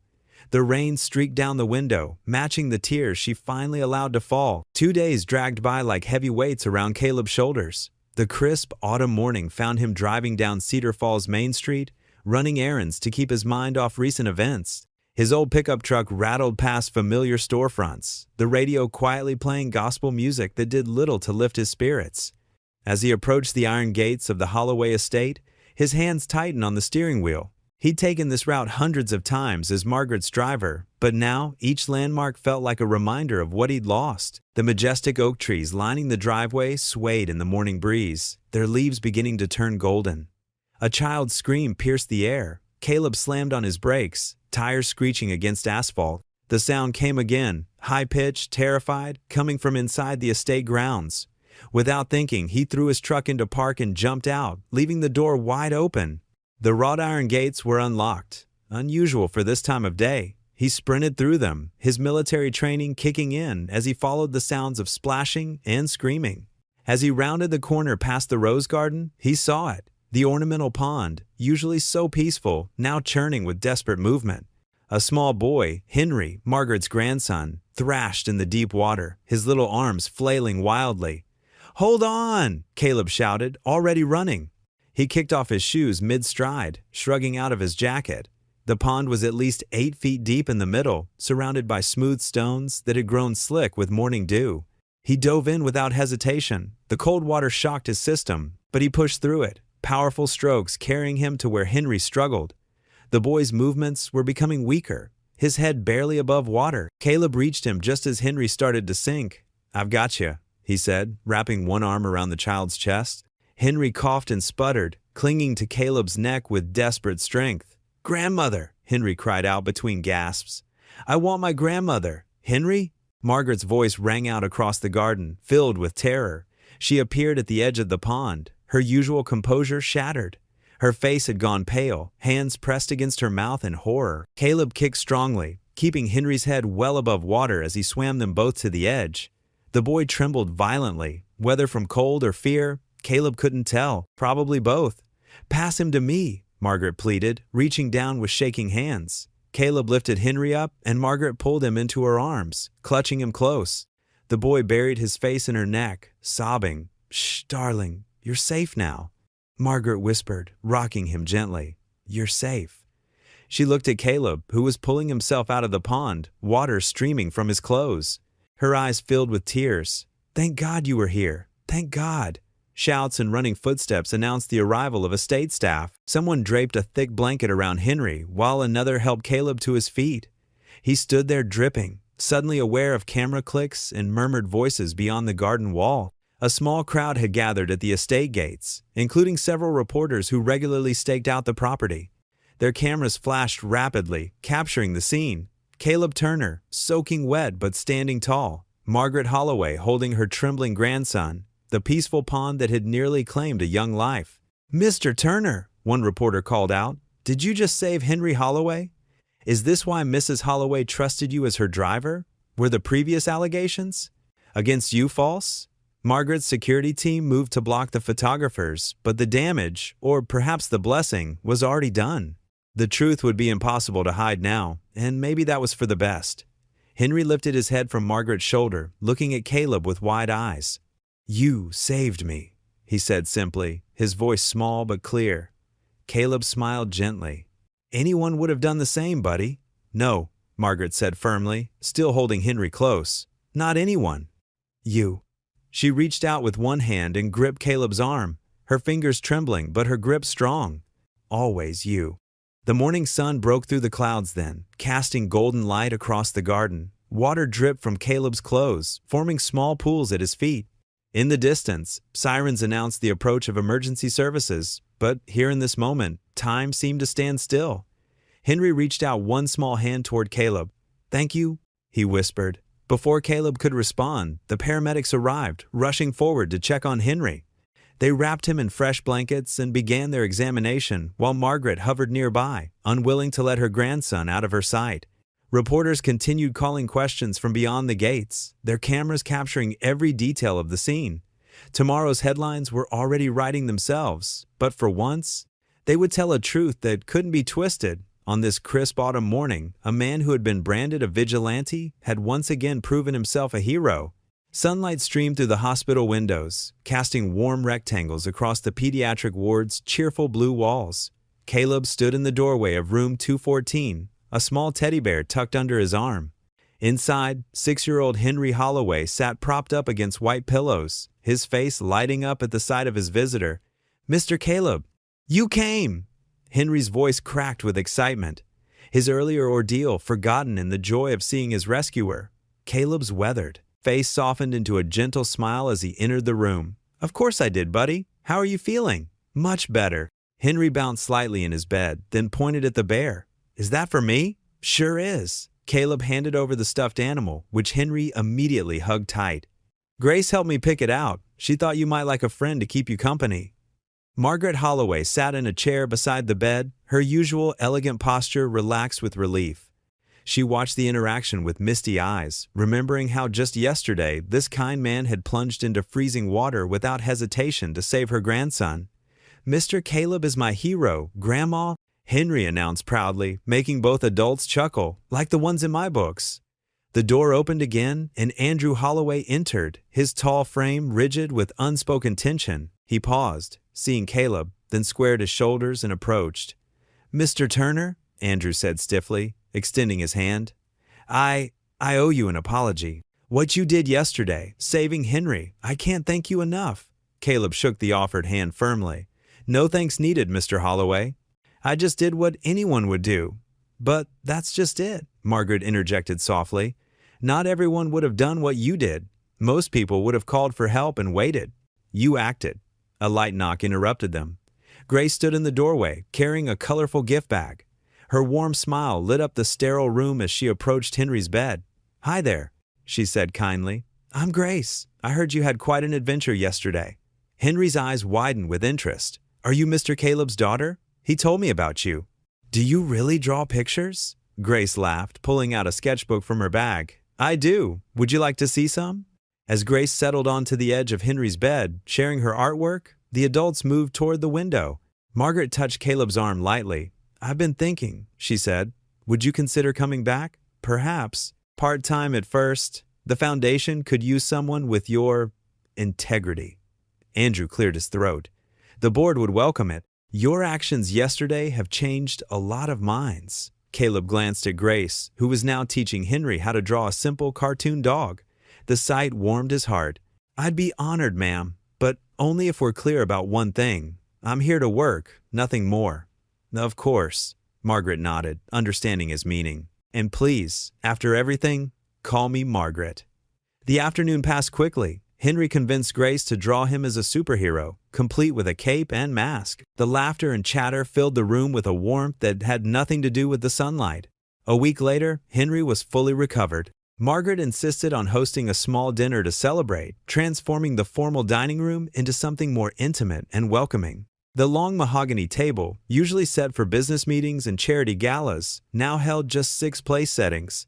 Caleb and Grace arrived precisely at 6, both dressed in their Sunday best. Henry ran to greet them, his previous energy fully restored. Grace, come see my new art supplies. He tugged at her hand. Grandma got them for me because you inspired me. The adults watched as Grace let herself be led away, Henry chattering excitedly about his drawings. Margaret's butler, Edwards, appeared with a tray of appetizers, his usually stoic expression softened by the evening's casual atmosphere. It's good to have you back, sir, he murmured to Caleb as he passed. Dinner was served. Nothing fancy, just comfort food that reminded Caleb of Sunday family meals from his childhood. The conversation flowed easily, punctuated by Henry's enthusiastic stories and Grace's gentle encouragement of his artistic endeavors. Even Andrew seemed different, his corporate mask slipping to reveal glimpses of the man beneath. He shared stories about Henry's father, his late brother, speaking with a warmth that surprised everyone. Remember when James would do magic tricks at dinner? Margaret asked, her eyes twinkling. He'd make Henry's vegetables disappear? Into his napkin, Andrew chuckled. Mother always knew but never said anything. The sound of genuine laughter filled the room, not the polite social chuckles of charity events or board meetings, but real, heartfelt joy. Henry demonstrated his own attempt at a magic trick, accidentally dropping a spoon in his excitement. Rather than scold him, Margaret joined in the resulting laughter. I can't remember the last time this room felt so alive, she admitted, looking around at the smiling faces.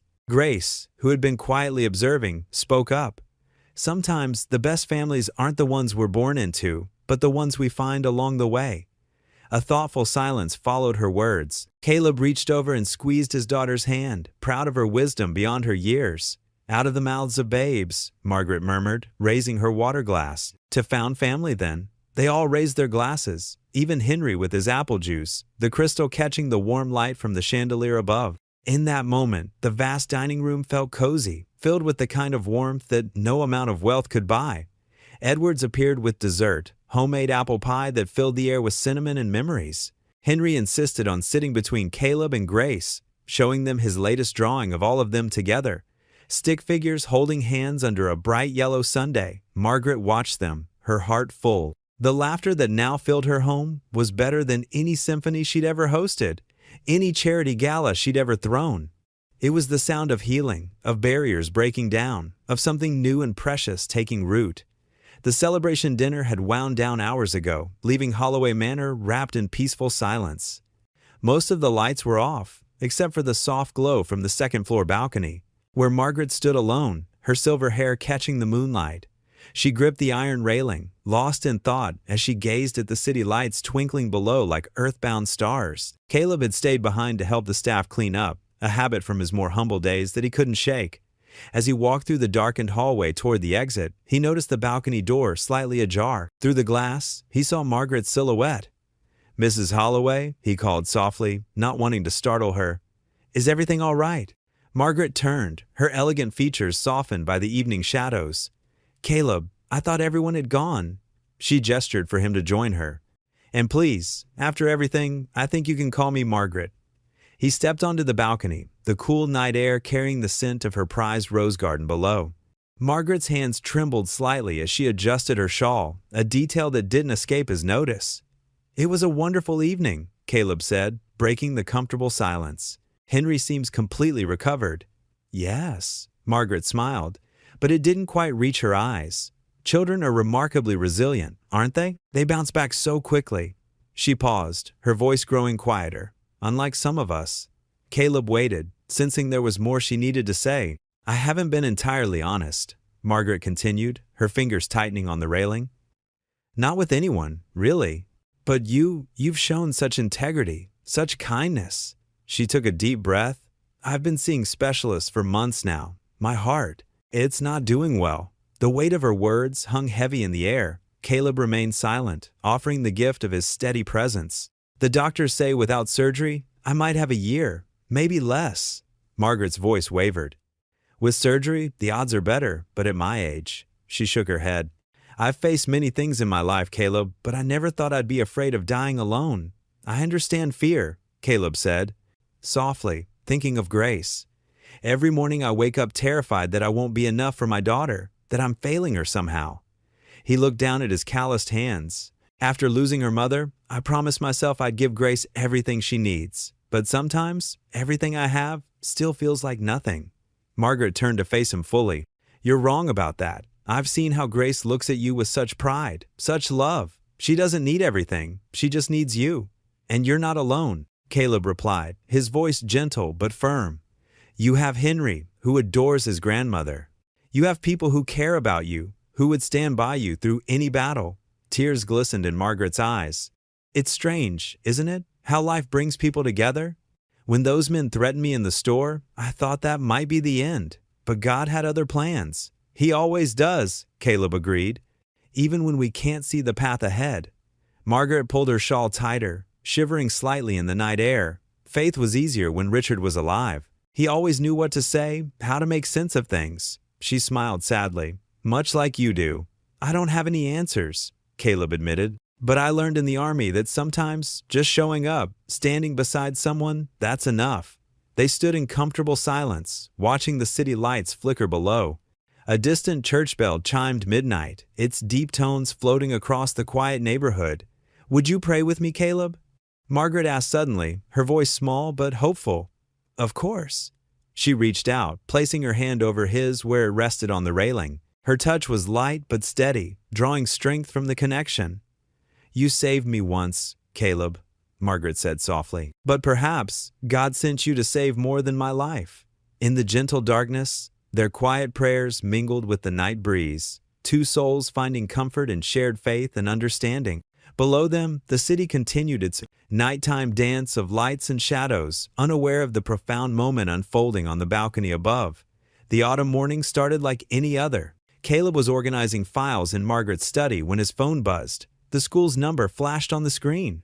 His heart skipped a beat. The school never called unless something was wrong. Mr. Turner? The nurse's voice was tight with concern. Grace collapsed during PE class. She's running a high fever. We've called an ambulance. The words hit him like a physical blow. He stumbled, catching himself against Margaret's mahogany desk. I'm on my way. Caleb? Margaret appeared in the doorway, her face etched with worry. What's wrong? Grace, His voice cracked. I need to go. Take my car. Margaret insisted, but Caleb was already running, his footsteps echoing through the marble halls. At the hospital, he found Grace pale and small against the stark white sheets.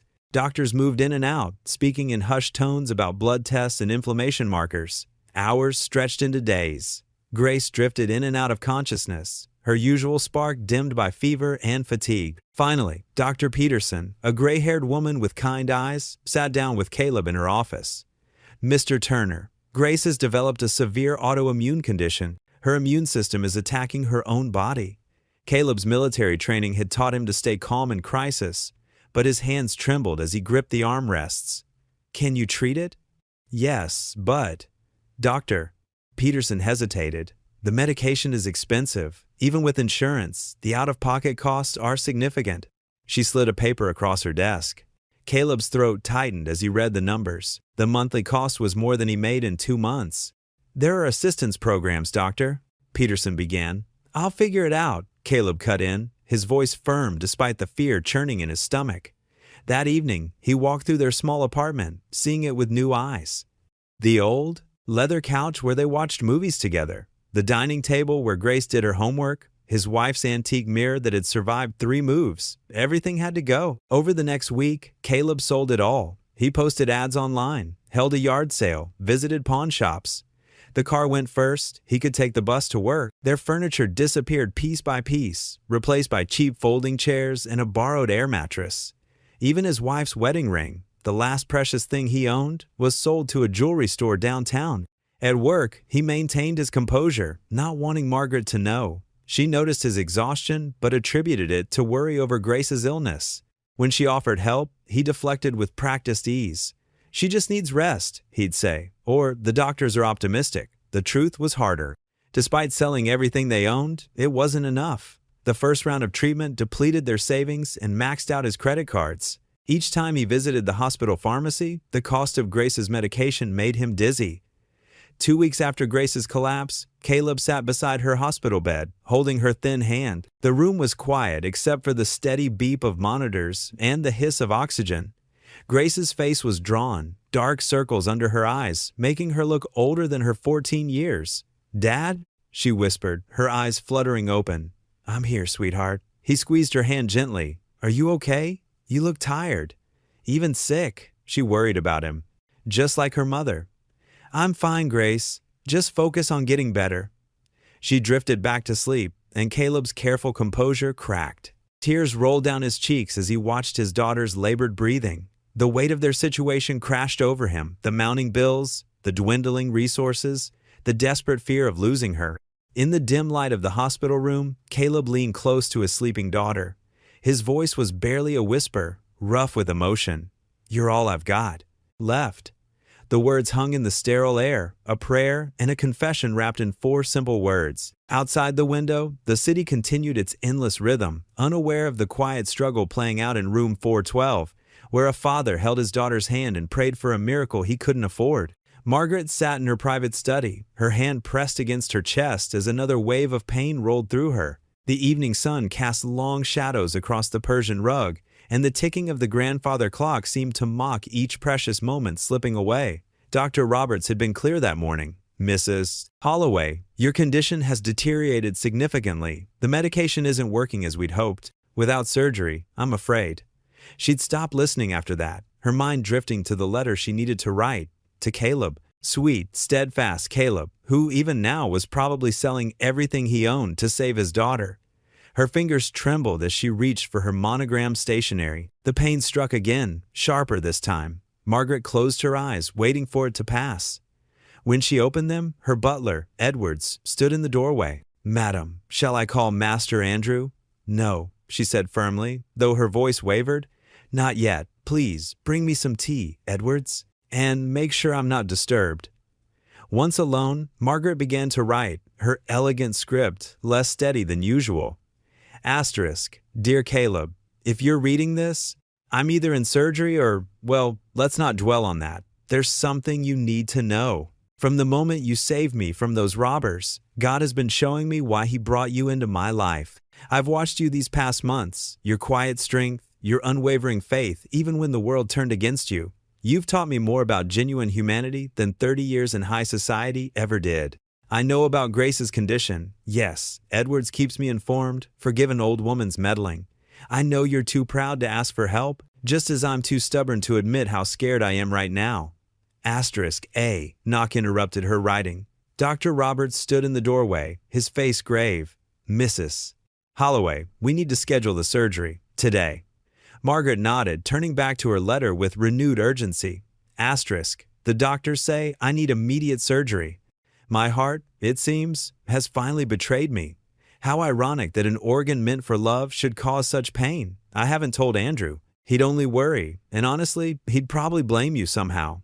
My son has his father's business sense, but none of his compassion. I'm afraid that's partly my fault. Caleb, I've instructed my lawyers to establish a trust for Grace's medical care, regardless of what happens to me. Please don't refuse this. Consider it repayment for the life you saved, not just from those robbers, but from the loneliness that was slowly killing me. You showed me that true wealth isn't in what we have, but in what we give. You gave me your loyalty when others gave only flattery. You gave me friendship when I was surrounded by sycophants. Most importantly, you gave me hope when I'd forgotten how to believe in goodness." Asterisk. The pain returned, more intense than before. Margaret pressed her hand to her mouth, stifling a gasp. Edwards appeared instantly at her side. "Madam, the car is ready." Doctor! Roberts insists we leave now. Margaret nodded, forcing herself to finish the letter. Asterisk, they're taking me to the hospital now. Whatever happens, know that you and Grace have been the greatest blessing of my latter years. Your friendship restored my faith in God, in humanity, in the power of simple kindness. If I don't survive this, please look after my grandson Henry. He needs a role model like you. And please accept the help I'm offering, Grace. Let my last act be one of love, not pride. With deepest affection, Margaret Asterisk. She sealed the envelope with trembling fingers and handed it to Edwards. Give this to Caleb Turner if things don't go well. The ride to the hospital passed in a blur of city lights and quiet prayers. In her private room, Margaret stood by the window, watching the sunset paint the sky in shades of purple and gold. Below, people hurried about their lives, unaware of the battles being fought in the rooms above them. Her hand found its way to the small cross she always wore, a gift from her late husband. Lord, she whispered, her voice barely audible above the hospital's quiet hum. If I can't be healed, let me help him. She thought of Grace, so young and full of promise, fighting her own battle in another hospital across town. She thought of Caleb, wearing himself thin, trying to be both mother and father, provider and protector. A tear slipped down her cheek as she watched the last rays of sunlight fade from the sky. The door opened behind her. Doctor. Roberts entered with his surgical team. Mrs. Holloway, it's time. Margaret nodded, taking one last look at the darkening city below. In that moment, she felt a strange peace settle over her. Whatever happened next was in God's hands. The rain drummed against the windows of Caleb's small apartment, each drop echoing the weight in his heart. He sat at the kitchen table, staring at the pile of hospital bills, when his phone buzzed. The caller ID showed Holloway Estate. His stomach tightened. Calls this late rarely brought good news. Mr. Turner? The voice belonged to Margaret's butler, James. Mrs. Holloway has collapsed at the spring charity gala. They've taken her to Cedar Falls Memorial. Caleb's chest constricted. I'm on my way. He grabbed his jacket, scribbled a note for Grace, and rushed out into the downpour. The streets glistened under streetlights, puddles splashing beneath his tires as he navigated through the empty city. His mind raced with memories of Margaret's recent pallor, the way she'd touch her chest when she thought no one was looking. The hospital's emergency entrance blazed with fluorescent light. Caleb parked haphazardly and ran inside, water dripping from his clothes. The waiting room buzzed with concerned voices, board members in evening wear, their fancy clothes out of place against the sterile walls. Andrew Holloway paced near the information desk, his bow tie hanging loose. When he saw Caleb, relief flickered across his face. Turner, thank God. They're saying something about her heart. A doctor in blue scrubs approached them, her expression grave. Are you family? I'm her son, Andrew said. And this is Caleb Turner. I'm Mrs. Holloway's. He hesitated. Her friend? Andrew finished, surprising Caleb. The doctor nodded. I'm Dr. Chen. Mrs. Holloway needs emergency surgery, but we've run into a complication. She has a rare blood type, AB negative, and our supplies are critically low. Without proper blood supplies, the surgery would be extremely risky. Caleb's heart jumped. I'm AB negative. Dr. Chen's eyes widened. You're sure? Yes, found out in the Army. I can donate. Mr. Turner, you understand this would be a significant donation? Mrs. Holloway's condition. Where do I sign? Caleb interrupted. Within minutes, he lay on a bed in the donation room, sleeve rolled up, watching his blood flow through the tube. The nurse worked efficiently, explaining the process, but Caleb barely heard her. His thoughts were with Margaret, imagining her lying somewhere in this massive building, fighting for her life. Time crawled. His arm ached. The fluorescent lights hummed overhead. He thought of his wife's final days in a room like this, of Grace sleeping in her hospital bed just floors away. The circle of life and death, of giving and receiving, spun through his mind like the rain outside. An hour later, Dr. Chen returned. Her face had softened. Mr. Turner, I wanted to tell you personally the surgery was successful. Your blood type was an exact match, and the transfusion helped stabilize her condition enough for us to proceed. You likely saved her life tonight. Caleb's throat tightened. Can I see her? She's in recovery now. It'll be several hours before she's conscious, but you're welcome to wait. In the waiting room, Caleb sank into an uncomfortable chair. The adrenaline drained from his body, leaving exhaustion in its wake. Andrew sat nearby, his phone constantly buzzing with updates from board members and family. Turner, Andrew said quietly, I owe you an apology for everything, the way I treated you before. He shook his head. Mother always saw something in you that I was too blind to see. Caleb nodded, too tired for words. The rain continued its steady rhythm against the windows, washing the world clean. In the harsh hospital lighting, with his dress shirt wrinkled and his hair disheveled, Andrew looked less like a powerful businessman and more like a worried son. Hospital staff moved efficiently through the room. Monitors beeped in distant corridors. A janitor mopped the floors, his squeaking cart a counterpoint to the rain. Caleb's arm throbbed where they'd drawn blood, but it was a good kind of pain, the kind that meant someone else might live. He thought of Margaret's quiet strength, her gentle wisdom, the way she'd light up when talking about her charitable projects, how she'd slip extra cookies to Grace when she thought no one was watching. The world needed people like her, people who saw past surface appearances to the heart beneath. The night deepened. Most of the gala attendees had gone home, leaving behind empty coffee cups and crumpled magazines. Andrew dozed in his chair, his phone finally silent. Caleb's eyelids grew heavy, but he fought sleep. He needed to know Margaret would be okay. A nurse approached with a clipboard, checking details and vitals. The donation center asked me to remind you to take it easy for the next few days. Mr. Turner, that was a significant amount of blood you gave. Caleb barely heard her. His mind was already drifting to Grace, to tomorrow's hospital visit, to the mounting bills that threatened to drown them. But for now, in this moment, he had done what needed doing. He had helped someone who needed help. Sometimes, that was enough. The rain slowed to a gentle patter, and the first hints of dawn began to lighten the sky. Caleb sat in the hard hospital chair, unaware that while he had been giving blood, Margaret's legal team had been setting something in motion, something that would change everything. The morning sun filtered through the hospital blinds, casting thin stripes of light across the sterile linoleum floor. Caleb sat in the worn waiting room chair, his shoulders hunched with exhaustion. 2 days had passed since he donated blood for Margaret, and the weight of Grace's mounting medical bills still pressed heavily on his mind. Dr. Sarah Chen, Grace's physician, approached with a tablet in her hands and an unusually bright expression. Her sensible shoes squeaked softly against the floor as she came to stand before him. Mr. Turner? Her voice was gentle, but carried a note of something he couldn't quite place. Could you step into my office for a moment? Caleb's heart clenched. He'd been dreading another discussion about payment plans or experimental treatments they couldn't afford. Standing slowly, he followed Dr. Chen down the quiet hallway, past the nurse's station where the morning shift was just settling in. The doctor's office was small, but neat, with a few cheerful paintings of flowers brightening the walls. She gestured for him to take a seat across from her desk. I have some rather surprising news, Doctor, Chen began, adjusting her glasses. It seems all of Grace's hospital bills have been paid in full. Caleb blinked, certain he had misheard. I'm sorry, what? Everything. The treatments, medications, hospital stay, it's all been taken care of. She smiled warmly. By an anonymous donor. The room seemed to tilt slightly. Caleb gripped the arms of his chair, his throat tight. That's impossible. We're talking about hundreds of thousands of dollars. I double-checked myself. The payment has been processed and cleared. Dr. Chen's eyes crinkled kindly. Someone very generous has given your daughter a tremendous gift, Mr. Turner. Caleb sat in stunned silence, his mind immediately going to Margaret. It had to be her. But how would she manage this from her own hospital bed? And why would she do this for him? I need to see someone, he managed to say, standing on slightly shaky legs. Thank you, Doctor. Chen.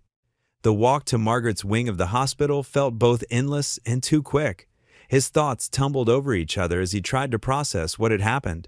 The halls were quieter here, more private, fitting for someone of Margaret's status. Outside her room, he paused to collect himself. Through the small window in the door, he could see her lying there, looking smaller and more fragile than he'd ever seen her.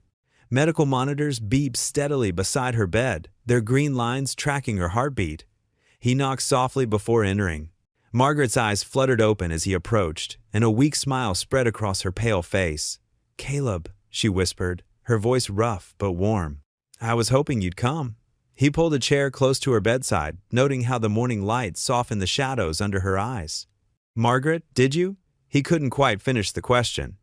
She reached out with one thin hand, tubes and monitors trailing from her arm, and touched his wrist. "You gave me your blood," she said simply. "Now let me give you your life back." The emotion Caleb had been holding back crashed over him like a wave. His vision blurred as tears welled up in his eyes. "Why?" he managed to ask. "After everything." "Because you never asked for anything," Margaret replied softly. "In all the time I've known you, you've only given. To Grace, to me, to everyone around you." She squeezed his wrist gently. "Let someone give to you for once, Caleb." He bowed his head, unable to speak as tears rolled down his cheeks. His shoulders shook with silent sobs, relief, gratitude, and overwhelming emotion all mixed together. Margaret's hand moved to grip his, her touch warm and reassuring despite her weakness. For several long moments, they sat in comfortable silence, broken only by the steady beeping of the monitors and the muffled sounds of the hospital beyond the door. Caleb's tears gradually slowed, but he kept hold of Margaret's hand, anchoring himself in her kindness. "Grace," he finally managed to say, his voice rough. "She'll be able to get all the treatment she needs now." Margaret's smile widened slightly. "That's all I wanted to hear." She closed her eyes briefly, clearly tired but content. "You saved my life that night at the store, Caleb. Then you saved it again with your blood. But more than that," she opened her eyes to look at him directly. "You showed me what true integrity looks like, what real faith means." Caleb gripped her hand tighter, still unable to find words adequate to express his gratitude. The morning sun continued to stream through the window, warming them both as they sat together, connected by something deeper than words could express. The late autumn breeze rustled through the maples lining the Holloway Estate's driveway, their leaves a brilliant tapestry of gold and crimson. Caleb sat on a wooden bench near the garden where he'd saved Henry months ago, watching Grace sketch the fountain in her new art pad. Her color had returned, and though still thin, she moved with renewed energy that made his heart swell. The crunch of expensive shoes on gravel made him turn. Andrew Holloway approached, his usual tailored suit replaced by casual slacks and a sweater. Something in his stance had changed. The rigid authority had softened into something more human. "Mr. Turner?" Andrew said, stopping a few feet away. "Do you mind if I join you, please?" Caleb gestured to the empty space beside him. They sat in silence for a moment, watching Grace add delicate details to her drawing. Andrew cleared his throat.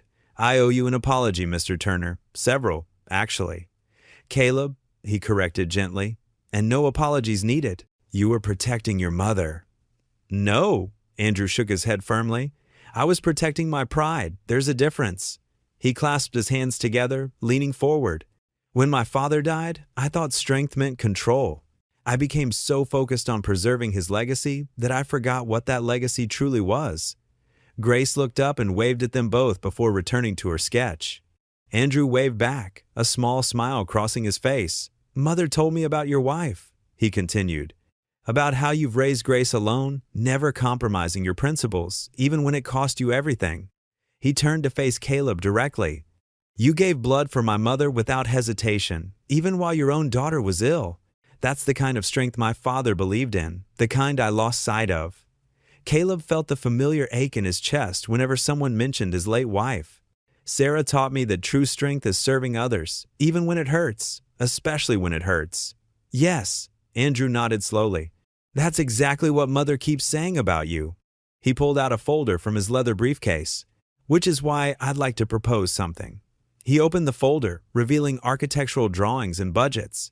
The Turner Holloway Initiative, a foundation dedicated to supporting single parents, veterans, and families in medical crisis. Mother's already approved the initial funding, but he hesitated. "We'd like you to help run it." Caleb stared at the papers, emotion tightening his throat. The proposed building would include a community center, counseling services, and emergency housing. "Your experience, your character, they're exactly what this project needs," Andrew continued, "and I'd be honored to work alongside you, to learn from your example." Grace had wandered over, her sketch pad tucked under her arm. She peeked at the drawings, her eyes widening. "Dad, look, they included an art therapy room." Andrew smiled warmly at her. "Your mother was an art teacher, wasn't she? We thought this would be a fitting tribute." Caleb touched the drawings gently, seeing Sarah's legacy and his own journey woven into every detail. "This is incredible." "There's more," Andrew said, standing. Mother wanted to tell you herself, but she's still resting. Please, follow me. He led them down a winding path through the gardens to a charming two-story cottage, its stone walls covered in ivy. A small brass key gleamed in Andrew's palm. The caretaker's cottage, he explained. Recently renovated. Mother would like you and Grace to consider it home, if you're willing. It would make managing the foundation easier. And? He smiled sheepishly.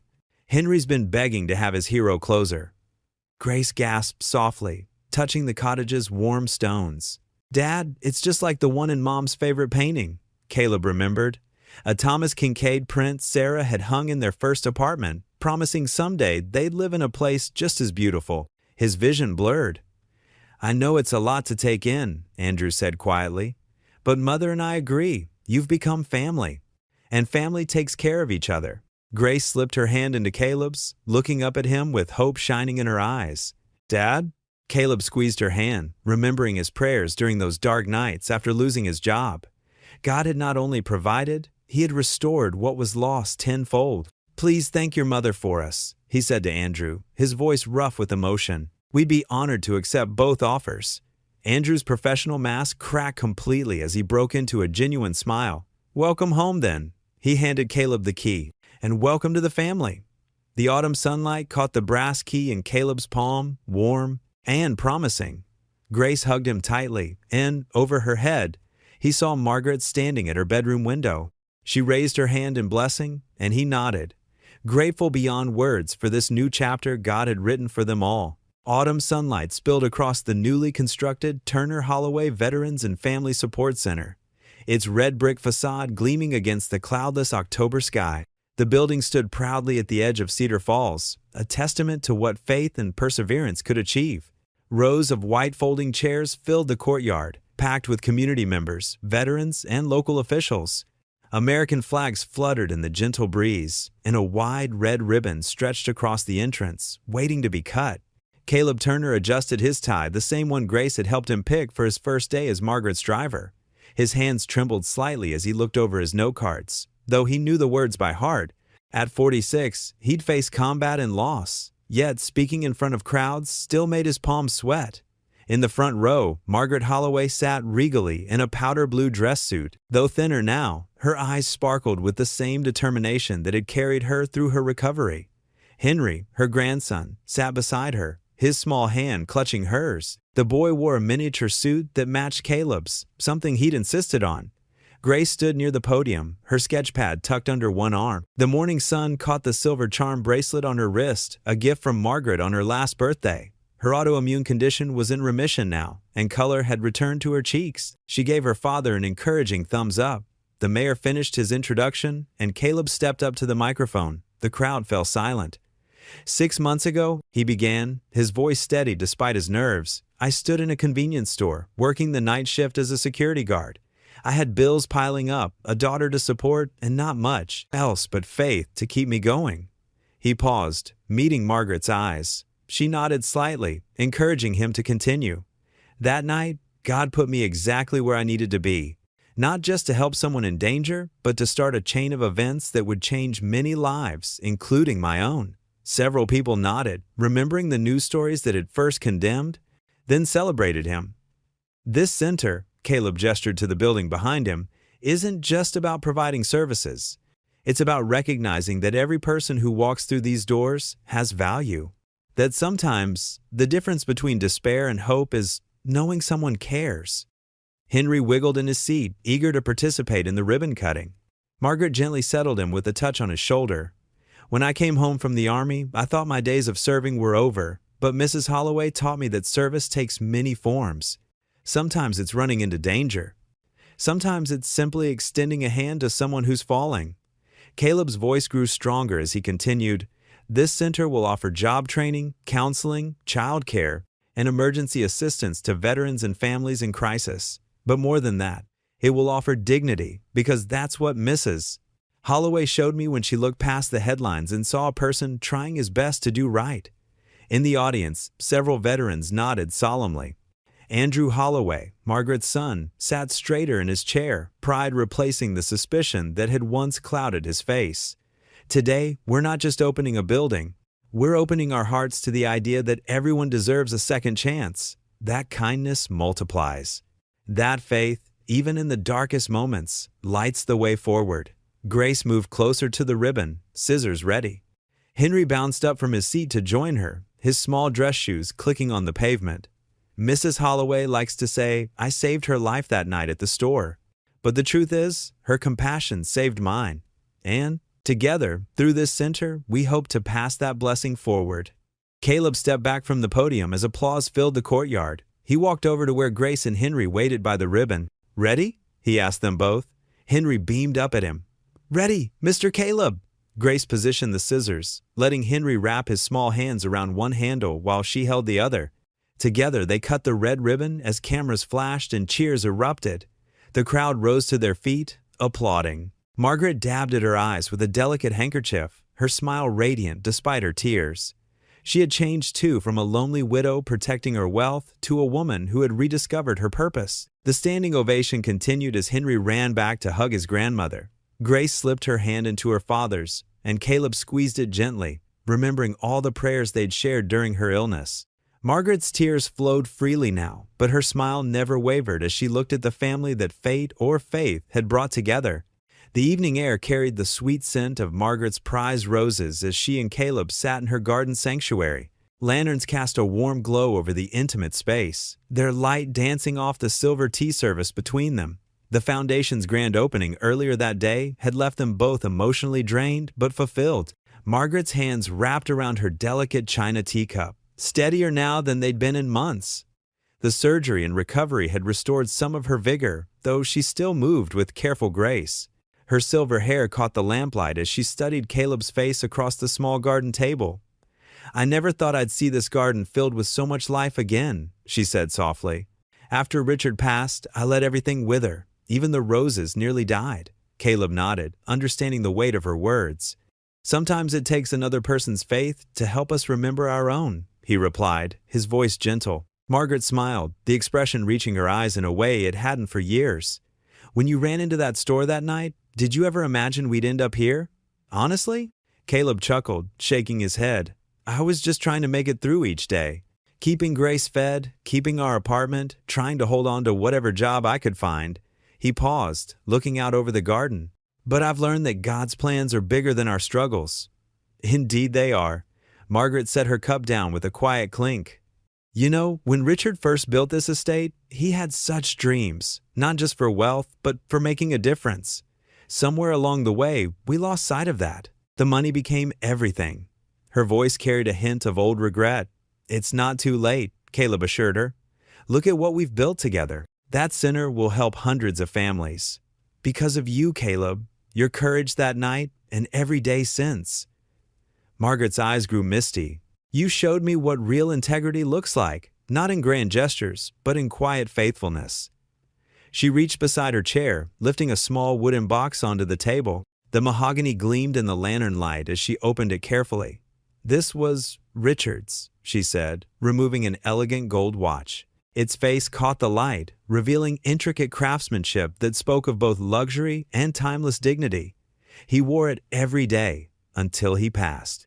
Said it reminded him that every moment was precious, meant for something greater than himself. Caleb's eyes widened as she held it out to him. "Margaret, I couldn't possibly, please," she interrupted gently. "You remind me what real honor looks like, what Richard used to stand for, before we lost our way." Her hands trembled slightly as she placed the watch in his palm. "You'll carry his legacy forward better than anyone else could." Caleb stared at the watch, emotion tightening his throat. The weight of it felt both heavy and right in his hands. "I don't know what to say." "Say you'll remember that every second chance is sacred," Margaret replied. "That's what you taught me, after all."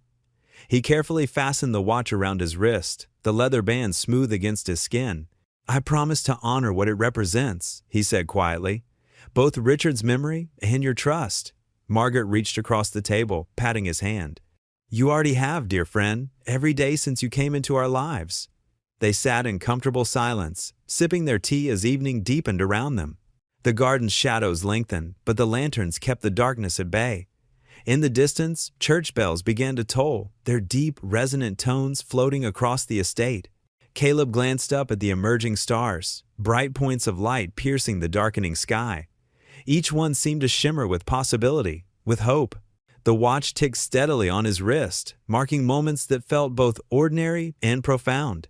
Amazing how much can change in a year, he mused, his voice soft.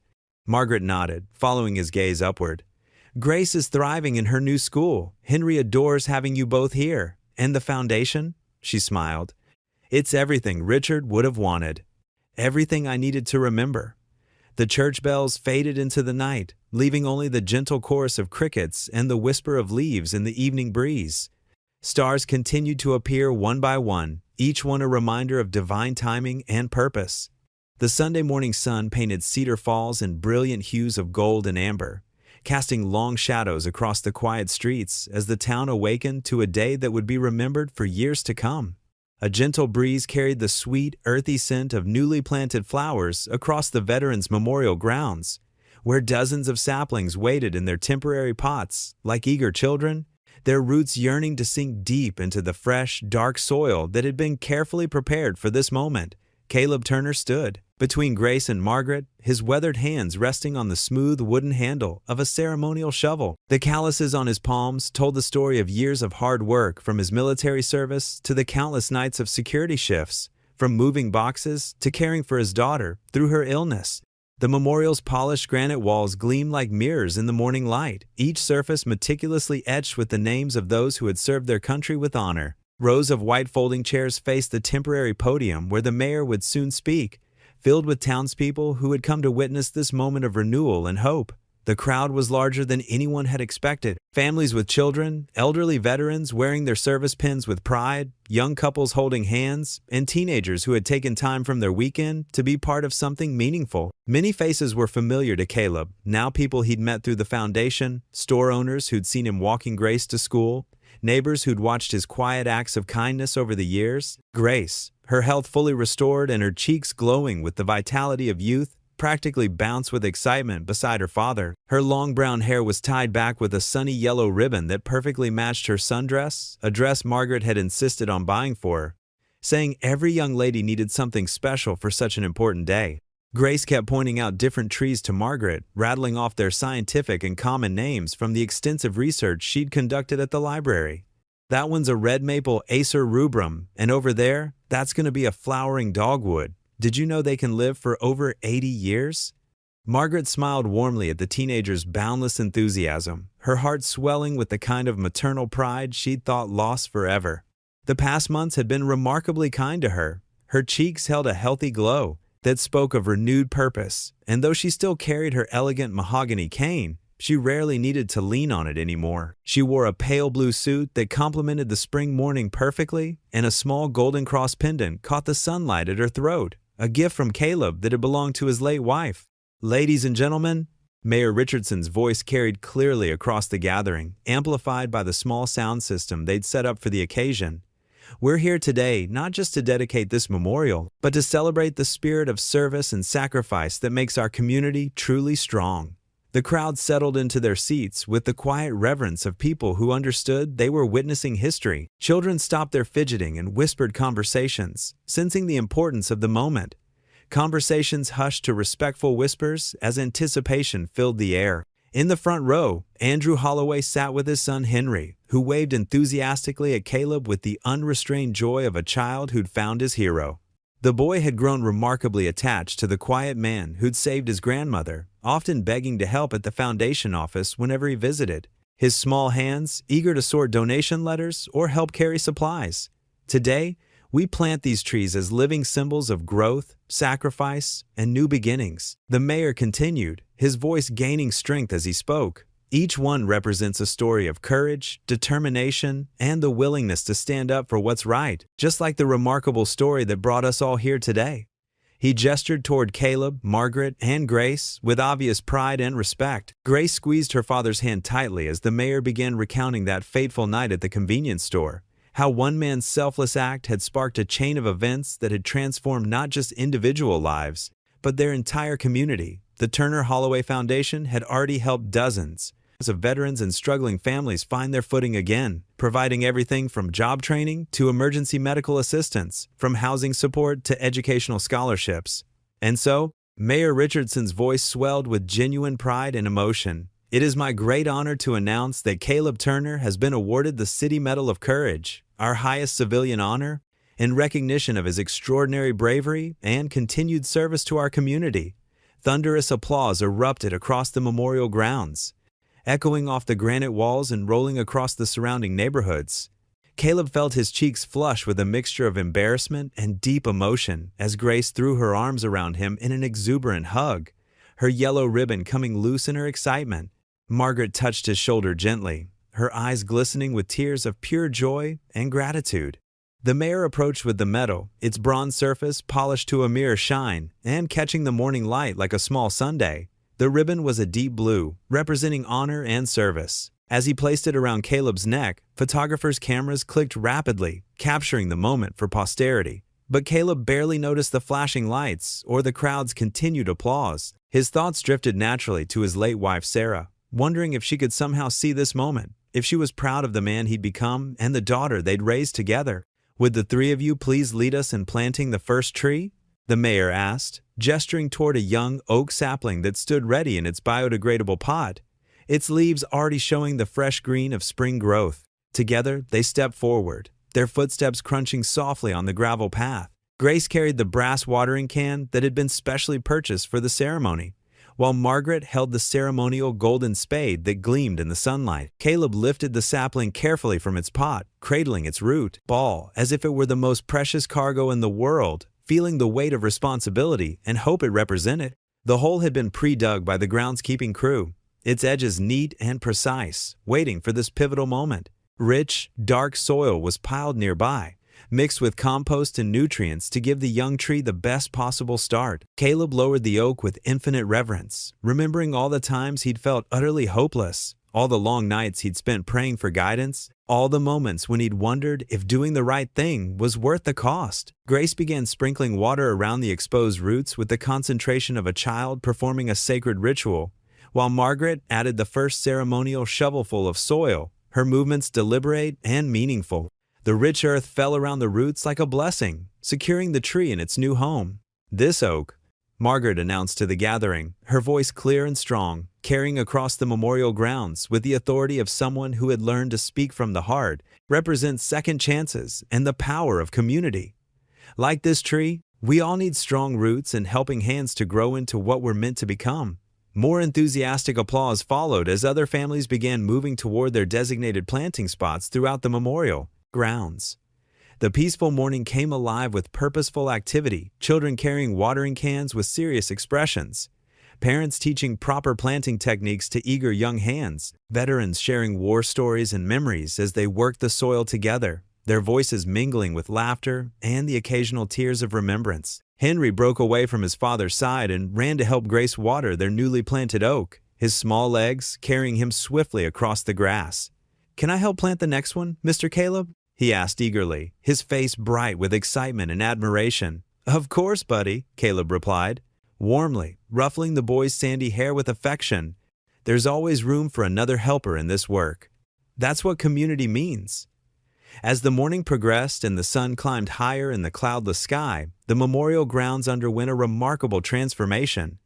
Where there had been carefully maintained but empty spaces between the granite memorial walls, young trees now stood proud and straight, their leaves dancing gracefully in the spring breeze like nature's own celebration. Each sapling represented a story, a hope, a future filled with possibility and growth. The mayor returned to the podium one final time, his own hands now dirty from helping with the planting, his formal suit jacket long since discarded in favor of rolled-up sleeves.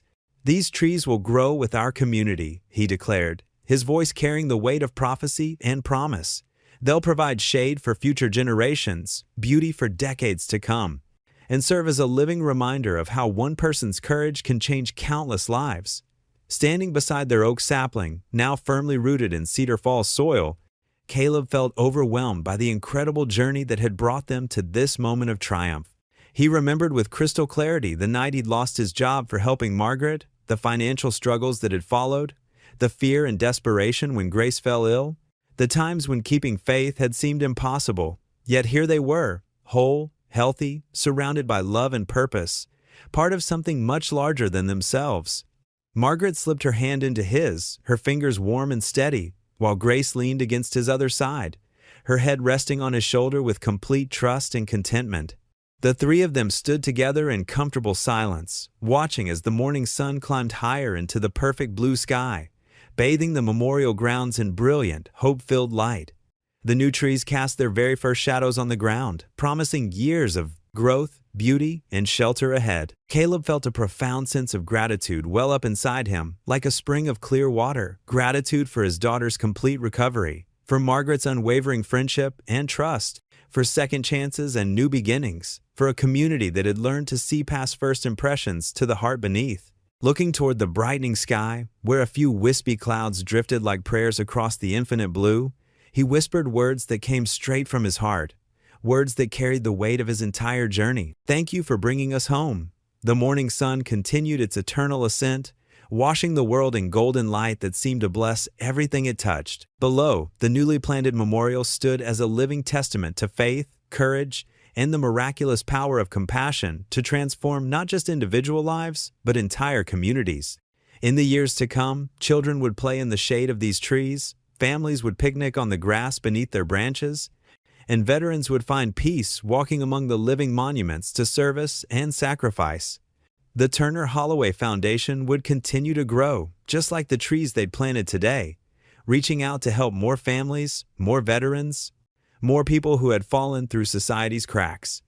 And at the center of it all would be the quiet man who had simply chosen to do the right thing, no matter the cost, proving that sometimes the smallest acts of courage can change the world. What would you do if you were in their place? Comment your answer below and let's see how you'd rewrite the ending. If you enjoyed the story of Caleb Turner, I handpicked the next story that you will enjoy. Please don't miss this one. Click here to watch it.